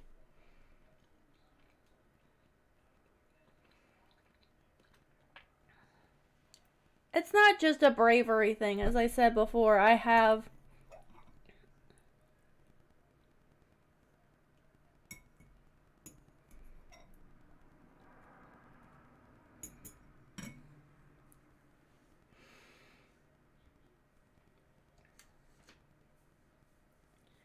I'm happy with what I have now, and maybe once I finish my playthroughs of my other games, I'll look into new games to play. Okay, you caught me there. Then he reached towards his glove compartment to grab something. I was terrified. I assumed he had a gun in there, or a knife. Before he could open the compartment, I screamed, "Stop! Let me out of here!" He grabbed the wheel with both hands and angrily swerved to the side of the road. "What the hell, lady?" he grumbled. I opened the door and jumped out. Before I could close the door, he reached into the glove compartment and pulled out what he was looking for. His wedding ring. "I was just gonna show you this," he said. "You don't have to be such a bitch." Yeah. He closed the door for me and sped off. I felt like an idiot for overreacting. And now I was worse off than ever. I was still stranded on the side of the road, but now I wasn't even close to my car. I didn't know whether I should walk back in that direction or to keep heading toward the gas station. In the end, I decided to keep going forward. It didn't take long for another car to stop. This one was a Chevy sedan, much nicer than Brian's truck. It parked next to me and the window rolled down. Wouldn't it be funny if this guy turned out to be a murderer? He was dressed like a businessman and seemed instantly trustworthy. I asked him if he could drop me off at the gas station up ahead. He told me to hop in. Without any hesitation, I got in and we drove off. Oh, excuse me. The man said his name was Cody. I told him my name too. We talked for a while. He told me about his work as a surgeon. Unlike my time in the truck, I felt absolutely safe with this new guy. In fact, I thought about asking for his number after he dropped me off. He was handsome, successful, probably rich. After a while, I noticed the gas station up ahead. I almost didn't want to get out because I was really liking this guy. But when we reached the gas station, he didn't stop. In fact, he sped up. I told him that How you we doing, passed him, baby? and his crooked grin disappeared. I'm doing okay. How are you? His expression Alright. got really dark. When I Thank told you. him I was a surgeon, Delicious. I guess you thought I did it professionally. It's actually more of a hobby. With one hand on the wheel, he reached his other hand into his pocket and pulled out a And scalpel. there it is. "You're going to cut you," he said. The car was going ridiculously fast now. The trees blurred by. I couldn't jump out, so I had to think of a way to reason with him. "Please," he said, "don't hurt me." With his eyes still focused on the road, he slashed me across the arm with a scalpel, just to show that he meant business. I grabbed my arm, but that did nothing to stop the blood. Then two headlights appeared behind us. They were high beams glaring into the back window. They got closer and closer. I bet it's Someone was Brian. behind us, tailgating us. "This guy is a psychopath," Cody said. I scoffed under my breath. "Takes one to know one," I muttered. The headlights got closer. They got so It's close that Brian! the front of the vehicle rammed against the back No of the car. thanks. Cody lost control of the steering wheel Oof. and swerved to the side. We almost drove straight into a tree until he slammed on the brakes. Behind us, a truck parked and its driver got out. I saw through the window that it was Brian. He had run us off the road. Despite how I'd treated him before, he just saved my life.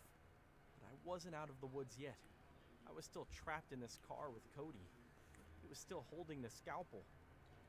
Angrily, Cody shoved the scalpel into his pocket. Brian stepped up to his window and asked Cody what the problem was. "You ran me off the side of the road," Cody said. "That's the problem." "So you were minding your own business," Brian said. Then he looked at me. "Is that right, man?" I glanced at Cody, afraid that he'd hurt me if I said anything about him. Cody just smiled at me. And then in a burst of motion, he pushed open his door, slamming it against Brian. Brian fell backwards, and Cody tried to make a run for it. Brian grabbed him by the leg and pulled him onto the ground next to him. The two men started punching and kicking each other, but that didn't last long. Sirens filled the air and two police cars arrived. The cops ran out and grabbed Cody. Honestly, they were sort of doing him a favor, because Brian had already given him a black eye and what looked like a broken nose. Oof. As the police took Cody away, the trucker picked himself up and walked toward me. He didn't have a bruise on him. "You okay?" he asked. I nodded. "I recognize this car from the news," Brian explained. It's been connected with a string of murdered women along this highway. When I saw it speeding past the gas station, I knew there was a problem. And somehow, I knew you were in trouble. I thanked Brian at least 100 times. Without him, I would have died. Since this happened, Cody was sent to jail. He pled guilty to 4 murders. I'm pretty sure there were more. I got my tire fixed and headed back home. I never saw Brian the trucker again, but I'll always remember him. See, this is exactly why you cannot trust just what people look like or how they present themselves, because a lot of people present themselves as something legitimate or even cool. Just because someone looks confident and cool and suave on the outside does not mean they are like that at all. I take the chance every time to pursue the purest form of liberty I can find, away from the humdrum of social population and all that it brought. Since I was 19, I could hardly bring myself to live in one place for too long. I enjoyed the breeze of the morning crashing against my face at the first crack of dawn, without the hindrance of mundane things causing me bother. I had smelled the evening as I escaped with it, blending in the snaking paths that sprawled lifelessly through roadways and scrubs. I had been drowsy while I walked, keeping my mind straight at the next stop, whichever it was that I knew I would never settle in. But nothing prepared me for what would be one of the strangest evenings ever as I made that walk. I need to wash the sponge here. It's nasty. My possessions and my water. I had enough common sense to be wary of cars that The fact that you have to wash out sponges is very strange to me. They were either too dangerous Oh, or I think Cool Gamer left. in any way they could not be trusted. But I had no such fears when the large white Ford SUV slowed to a halt beside me. Again, just because a lady is driving the car doesn't mean you can trust her.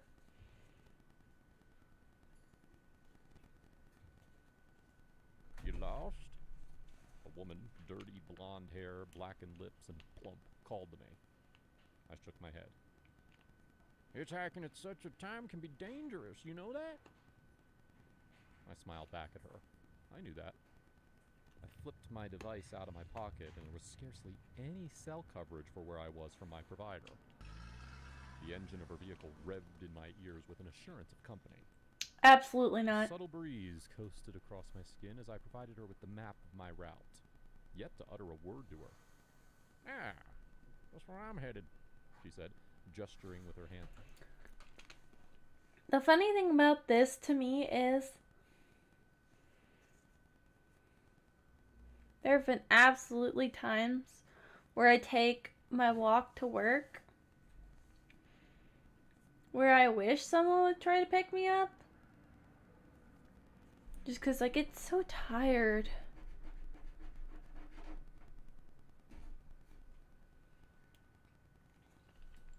And for me to get into her vehicle. I was tempted. I hated the small talk that most commuters often suspected I needed. But one glance in the distance, seeing the oncoming blanket of nightfall snatching the innocent orange sunlight into its fold, was all I needed to know. I needed the trip in the vehicle. I've got some pastries to deliver and Miller's. Oh, absolutely not. I am not that stupid. No matter how tired I am not getting into the car with a strange person I do not know. Which is exactly why I also do not trust taxis or Ubers.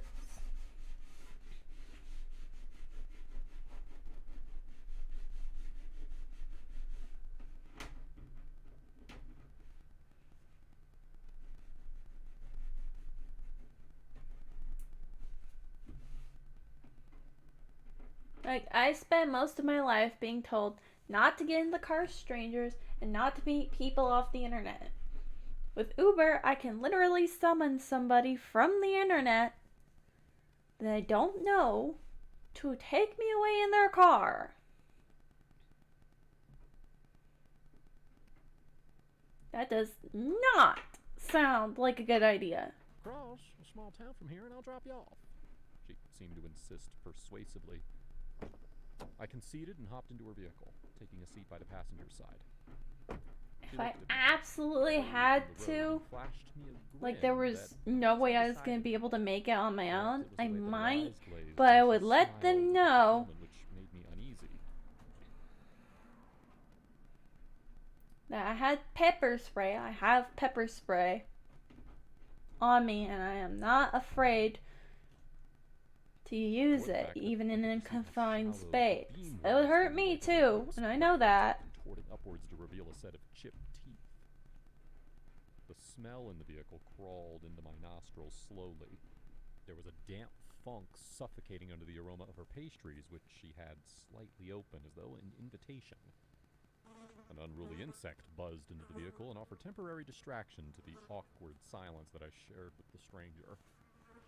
She cussed violently and swatted her hands this way and that to rid the car of the insect. God damn you beast, she said when the insect buzzed away. Then she heaved. Terrible country this is. I could tell. I simpered and nodded. My name is Chris, she said with a pronounced pause for me to fill in. Chance, I replied. Huh, beautiful name.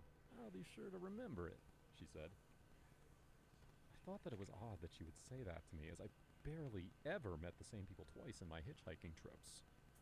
I mentioned it to her, and we laughed about it for some time, before she offered some of the pastries that I might want to have. I refused. She insisted with that effusive charm of hers. Oh, absolutely not. Those pastries are drugged. That wore down my senses. Just one of the pastries, she said, flipping the covering over to show off the fine assortment of oven brown flour. The scent filled my nostrils and I grabbed a piece. They are delicious, she said to me, and flicked her head. She's gonna have them. My phone buzzing in my pants called my attention. I sighed in relief, knowing I had finally passed by an area with good cell reception. I brought my phone from my pocket to check for my messages when she flipped. Put that device away and eat the damn pastries, she barked. Oh, yep. Haunting timbre of desperation.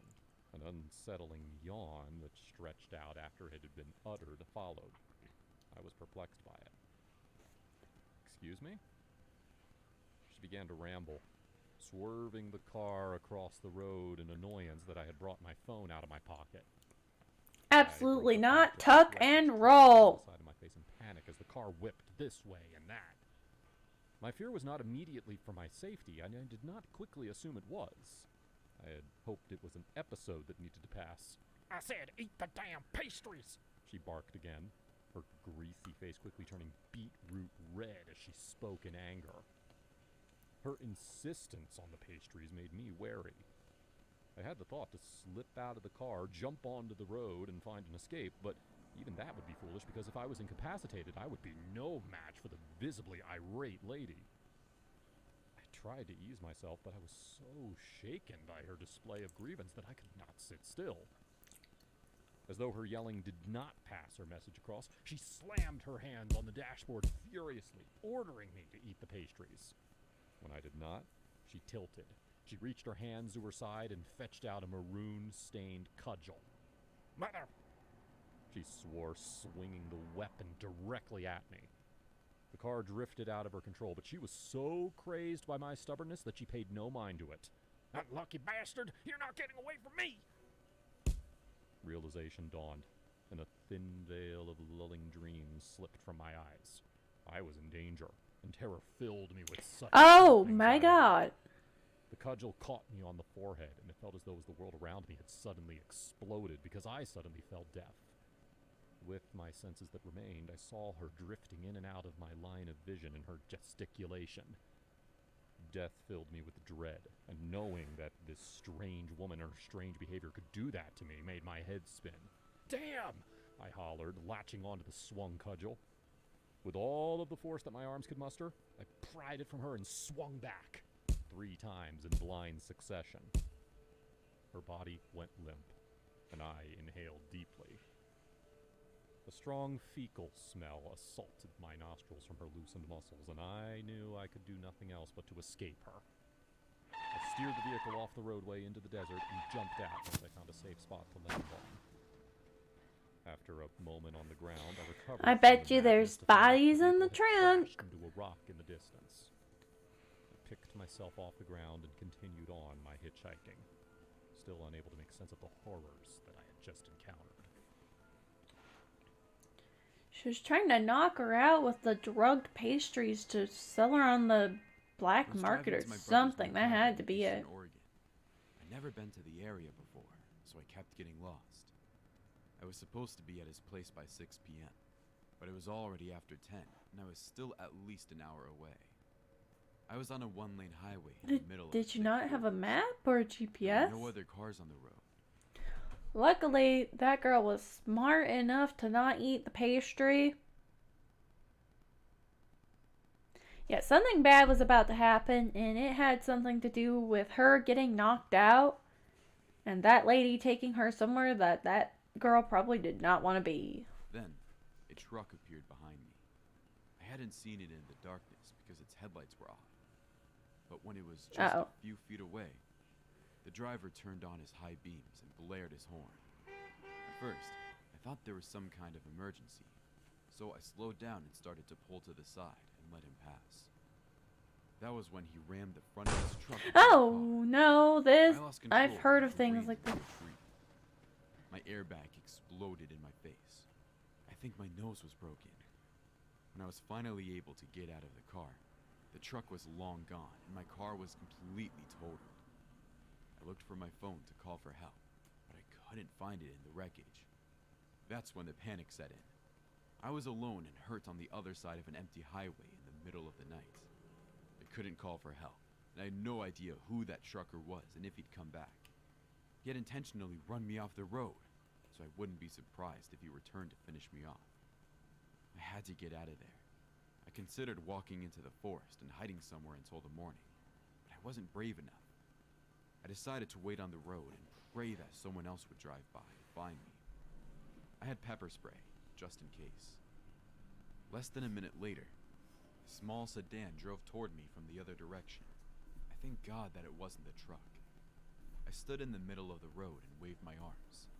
I knew that hitchhiking was dangerous, but it was my only option. The car stopped, and I could see that a little old lady was driving. She smiled at me pleasantly and asked if I'd swerved off the road because of the deer. I told her about the truck, and she literally got out of her car and gave me a big motherly hug. She said everything was going to be all right. She could drive me to a hospital about 30 miles away. I got in her car. Absolutely not. Relax. My nose was throbbing, and I think one of my wrists was broken, but I knew that I was safe. The lady and I talked for a bit. Lady, that looks She like a said guy. She and her son had lived in the area for years, and the road we were on had a reputation for being dangerous. Eventually, she turned onto an unmarked dirt road that seemed to head straight into the forest. She said that it was a shortcut to the hospital. I was too distracted to realize how strange that was. Why would a hospital be on an unmarked dirt road? We drove for a bit. Oh She no. parked in front of a rundown trailer in the middle of nowhere. It looked abandoned. Where are we? I asked. Home, she said. Then she giggled. I panicked and ran out of the car. I had no idea where I was going. I just had to get away from her. I raced past the trailer and into the dark forest, crouching behind a tree. I could see the old woman get out of her car and casually walk towards the trailer. That's when I noticed that the truck that ran me over was parked just behind the trailer. A young man, obviously her son, got out of the trailer and asked the woman if she found anything. The woman said, "Just a girl, but she's still alive. Do you want to go find her, or should we wait for one of the traps to get her?" Traps? I looked around me in the dark, and sure enough, I saw a bear trap sitting just a few feet away. If I had kept walking, I would have stepped right on it. From what I could tell, this guy and his mom were working together to capture and probably murder people on the highway. Yeesh. He'd run them down, and she'd drive by and pick up the bodies. They were insane. Let's see what she does tonight, the man said. In the morning, I'll go out and check the traps. They both laughed and then went inside the trailer. I had no idea what to do. I was too weak to fight them. I couldn't go anywhere in the forest because I'd step into some bear trap or spiked pit. I didn't have my phone. I thought about stealing the woman's car, but I had no idea how to hotwire anything. I doubted that she left the keys inside. I reached into my pocket for my pepper spray, but even that was gone. I guess it had fallen out of my pocket. The only weapon I had was this bear trap. I swallowed my fear and leaned closer to the bear trap. It was chained to a peg that had been planted into the dirt. Very carefully, pulled out the peg, then grabbed the trap by the handles on either side. Slowly, I carried it back towards the trailer. I couldn't make any noise, and I definitely couldn't do anything to trigger the trap. Somehow, I made it all the way to the front porch and set the trap in front of the door. Then I stepped back. "Okay," I shouted. "I give up. You can have me." Instantly, the door opened, and the man walked out with a big smile on his face. He was holding a butcher knife. I held up both my arms. "Please don't hurt me," I mumbled. I wanted to look as helpless as possible so that he'd be focused on me. I didn't want him to notice the bear trap. With a loud clang, the metal snapped shut on the man's foot. He screamed in pain. You know, I don't think I've ever actually seen a real bear trap. His mother ran out of the trailer with a shotgun. She shot at me and missed. That gave me enough time to run past her son and slam the butcher knife into her shoulder. She collapsed onto the porch, right next to her son. Damn.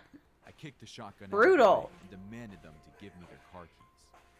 The woman moaned in pain as she dug into her pocket and pulled out the keys to her car. Without looking back, I stole her car and drove away.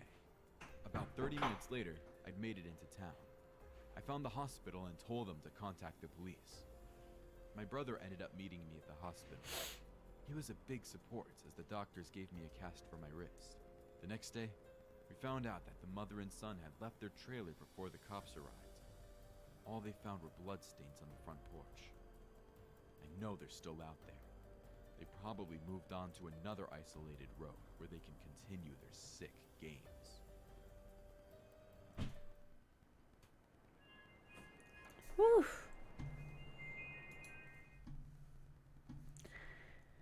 What a nightmare.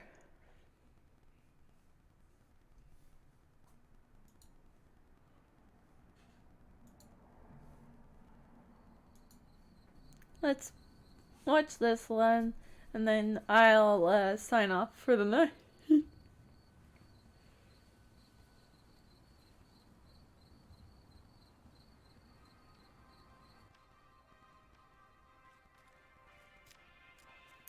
We'll have to re-record the whole intro because I didn't record it previously.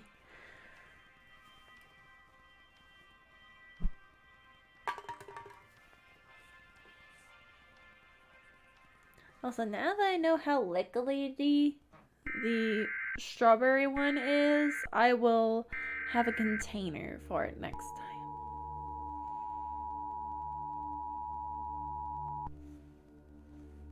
A phenomenon of unknown nature has been detected across the North American continent. We advise all citizens to stay inside their homes and lock their doors. Only exit under extraordinary circumstances. Await further instructions.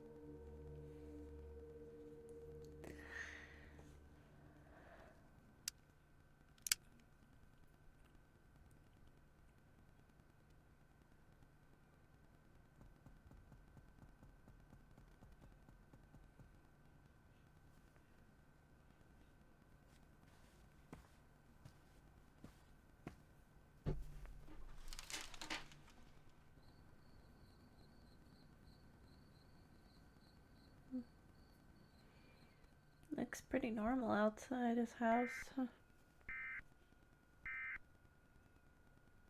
The United States Department of Defense has issued an emergency national lockdown. In order to ensure your safety, Follow these instructions. I Cover don't up all trust. windows and turn off your lights. Double check that your doors are locked. If there is anything around your house that appears altered in any way, such as having a different texture or proportions, throw it away immediately.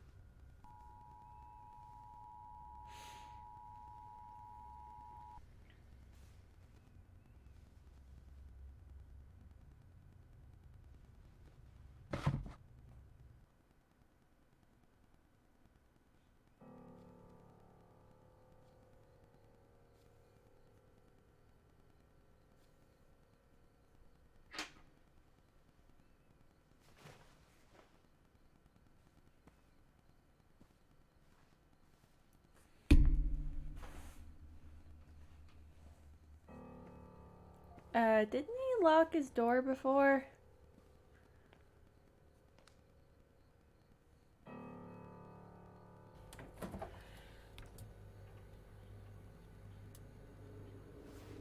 Oh no.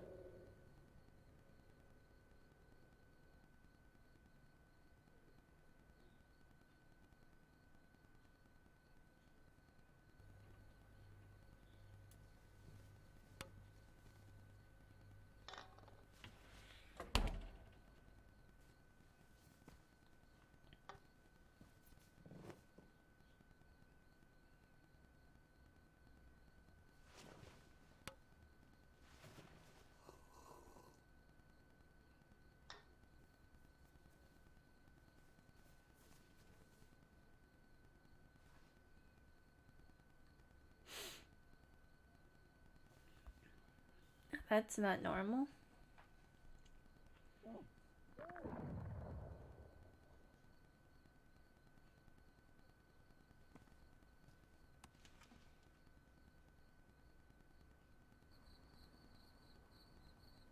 Uh-oh. Uh-oh. Uh-oh. Uh-oh. Uh-oh. Uh-oh. Uh-oh. That's not good. That's bad. Bad, bad, bad, bad, bad, bad, bad. Very bad. Oh, that's even worse.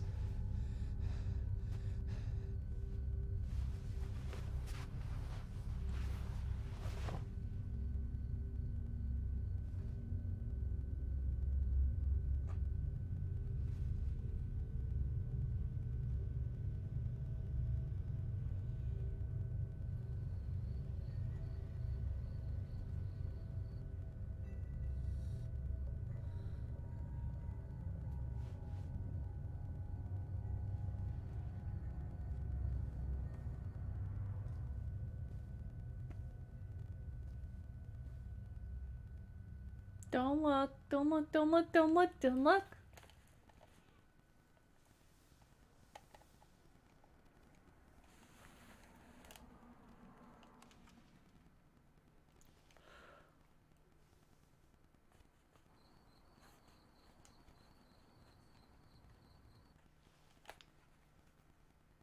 Oh, something's right behind him.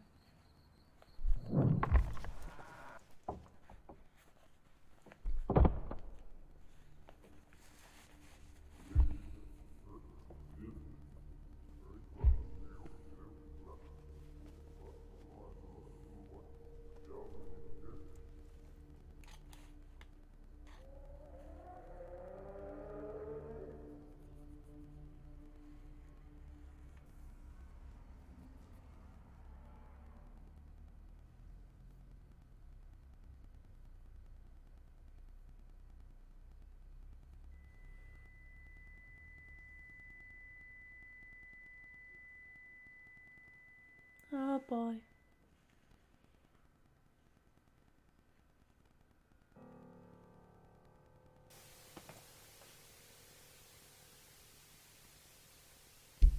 How did that happen?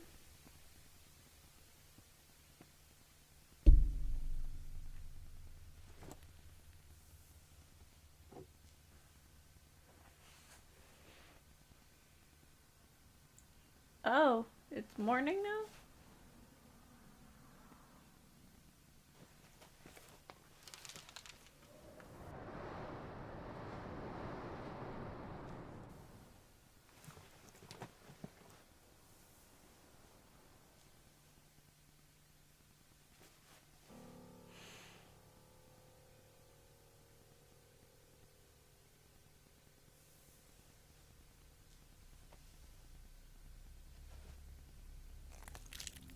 Oh no.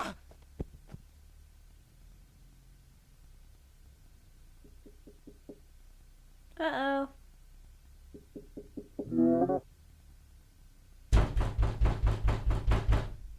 Nope.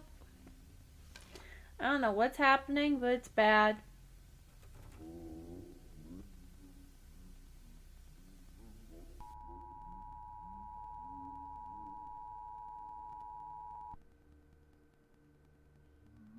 It has taken over almost everything. Take this as an advice. You are on your own.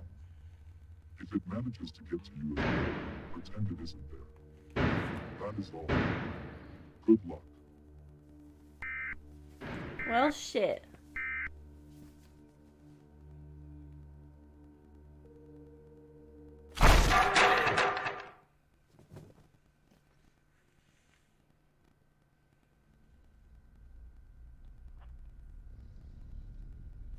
Ow.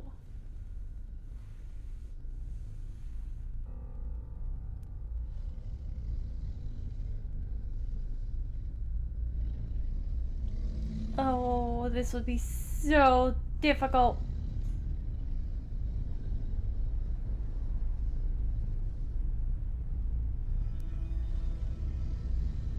Oh, is that it?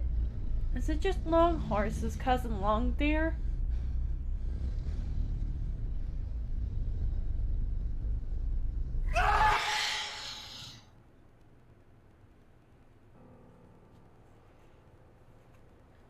Oh.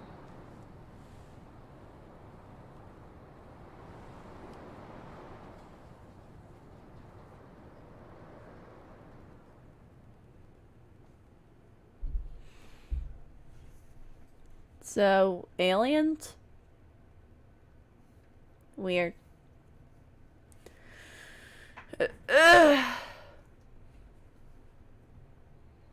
Well, that's all for this episode of Spooky Scary Saturday.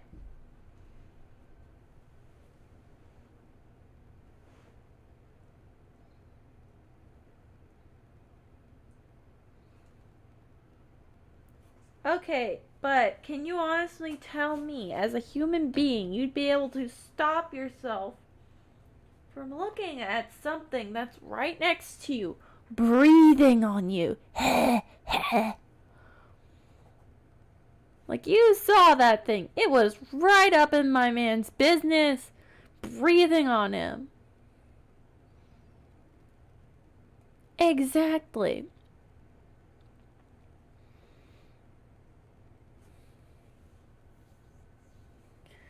Now,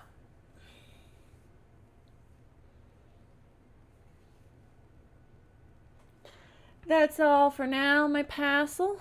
That was certainly a interesting episode of the Spooky Scary Saturdays. Where a number of things happened. I mean, he tried his best. That's all we can ask.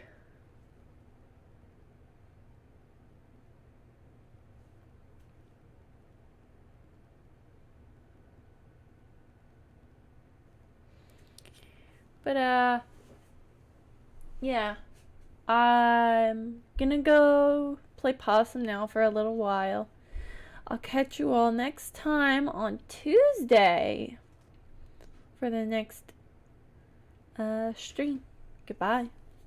Be good people. If you're here watching this afterwards on YouTube, you may be wondering why the intro looks like it was recorded after the fact. That's because it was. I unfortunately forgot to press record at the beginning of my stream and had to record the intro over again on after the stream. So, stay awesome, possums. Next Spooky Scary Saturday, more Amnesia incoming. Don't forget it. Hopefully we'll be able to find Eugene again.